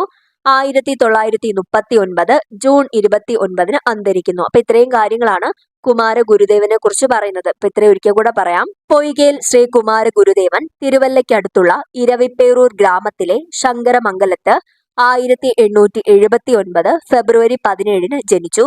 പുലയൻ മത്തായി, യോഹന്നാൻ ഉപദേശി, പൊയ്കയിൽ അപ്പച്ചൻ, കേരള നെപ്പോളിയൻ എന്നിങ്ങനെ അറിയപ്പെടുന്ന സാമൂഹിക പരിഷ്കർത്താവാണ് പൊയ്കയിൽ ശ്രീ കുമാരഗുരുദേവൻ. പ്രത്യക്ഷ രക്ഷാ ദൈവസഭയുടെ തലവൻ എന്ന നിലയിൽ പൊയ്കയിൽ കുമാരന് ലഭിച്ച ആത്മീയ അപരനാമം എന്താണ്? കുമാര ഗുരുദേവനാണ്. 1909 അദ്ദേഹം പ്രത്യക്ഷ രക്ഷാ ദൈവസഭ സ്ഥാപിച്ചു. ഇതിന്റെ ആസ്ഥാനം പത്തനംതിട്ട ജില്ലയിലെ ഇരവിപ്പേരൂരിലാണ്. പ്രത്യക്ഷ രക്ഷാ ദൈവസഭയുടെ ആരാധന കേന്ദ്രങ്ങൾ മന്ദിരം എന്ന പേരിൽ അറിയപ്പെടുന്നു. PRDSന്റെ മുഖപത്രമാണ് ആദ്യാർ ദീപം. ഇരവിപ്പേരൂരിലുള്ള PRDSന്റെ ആസ്ഥാനം മഹാമന്ദിരം എന്നാണ് അറിയപ്പെടുന്നത്. യോഹന്നാനെ ബൈബിൾ വായിക്കാൻ പഠിപ്പിച്ചത് മുത്തൂറ്റ് കൊച്ചുകുഞ്ഞാണ്. ക്രൈസ്തവനും ഹിന്ദുവും അല്ലാത്ത ദ്രാവിഡ ദളിതർ എന്ന ആശയം കൊണ്ടുവന്ന സാമൂഹിക പരിഷ്കർത്താവ് ആരാണ്? പൊയ്കയിൽ യോഹന്നാനാണ്. ക്രിസ്തു മതത്തിനുള്ളിൽ ദളിതരോടുള്ള വിവേചനത്തിനെതിരായിട്ടാണ് അദ്ദേഹം പ്രവർത്തിച്ചത്. അവശത അനുഭവിക്കുന്ന ജനവിഭാഗങ്ങൾക്കായി യോഹന്നാൻ നടത്തിയ ലഹളകൾ അടി ലഹള എന്നാണ് അറിയപ്പെടുന്നത്. പ്രധാന ലഹളകൾ ഏതൊക്കെയാണെന്ന് നോക്കാം. വാകത്താനം ലഹള, വെള്ളനാടി ലഹള, മുണ്ടക്കയം ലഹള, കൊഴുക്കുംചിറ ലഹള, മംഗലം ലഹള, ഇതൊക്കെയാണ് പൊയ്കയിൽ യോഹന്നാൻ നടത്തിയ പ്രധാന ലഹളകൾ. സർക്കാർ അനുമതിയോടെ തിരുവിതാംകൂറിൽ അയിത്ത ജാതിക്കാർക്കായി ആദ്യ ഇംഗ്ലീഷ് വിദ്യാലയം ആരംഭിച്ചത് കുമാര ഗുരുദേവനാണ്. ഒന്നാം ലോക യുദ്ധകാലത്ത് പൊയ്കയിൽ യോഹന്നാന്റെ നേതൃത്വത്തിൽ യുദ്ധവിരുദ്ധ ജാഥ നടന്നത് മാരംകുളത്ത് നിന്ന് കുളത്തൂർ കുന്ന് വരെയാണ്. സമാധാനം, ലോകത്തിന് സമാധാനം, ഇതായിരുന്നു സമരത്തിന്റെ മുദ്രാവാക്യം. യോഹന്നാന്റെ കവിതകളുടെ സമാഹാരമാണ് രത്നമണികൾ എന്ന് അറിയപ്പെടുന്നത്. 1921 1931 അദ്ദേഹം ശ്രീമൂലം പ്രജാസഭയിലേക്ക് നാമനിർദ്ദേശം ചെയ്യപ്പെട്ടു. 1931 ജൂൺ 29 അന്തരിച്ചു. പിന്നെ ഇന്നത്തെ ക്ലാസ്സിൽ നമ്മൾ എന്തൊക്കെയാണ് നോക്കിയത്? ബയോളജിയിൽ രക്തപര്യന വ്യവസ്ഥ, അതിൽ ഹൃദയം ഉൾപ്പെട്ടിട്ടില്ല. ഹൃദയം കൂടി അതിൽ വന്നാൽ മാത്രമേ ആ ടോപ്പിക് കംപ്ലീറ്റ് ആകുകയുള്ളൂ. രണ്ടാമതായി യോഗക്ഷേമ സഭയും അതിനു പിന്നിൽ പ്രവർത്തിച്ച VT ഭട്ടതിരിപ്പാടും. മൂന്നാമത് പ്രത്യക്ഷ രക്ഷാ ദൈവസഭ, അതിനു പിന്നിൽ പ്രവർത്തിച്ച പൊയ്കയിൽ കുമാരഗുരുദേവൻ. ഇത്രയും ഭാഗങ്ങളാണ് ഇന്നത്തെ ക്ലാസ്സിൽ ഉൾപ്പെടുത്തിയിട്ടുള്ളത്. താങ്ക്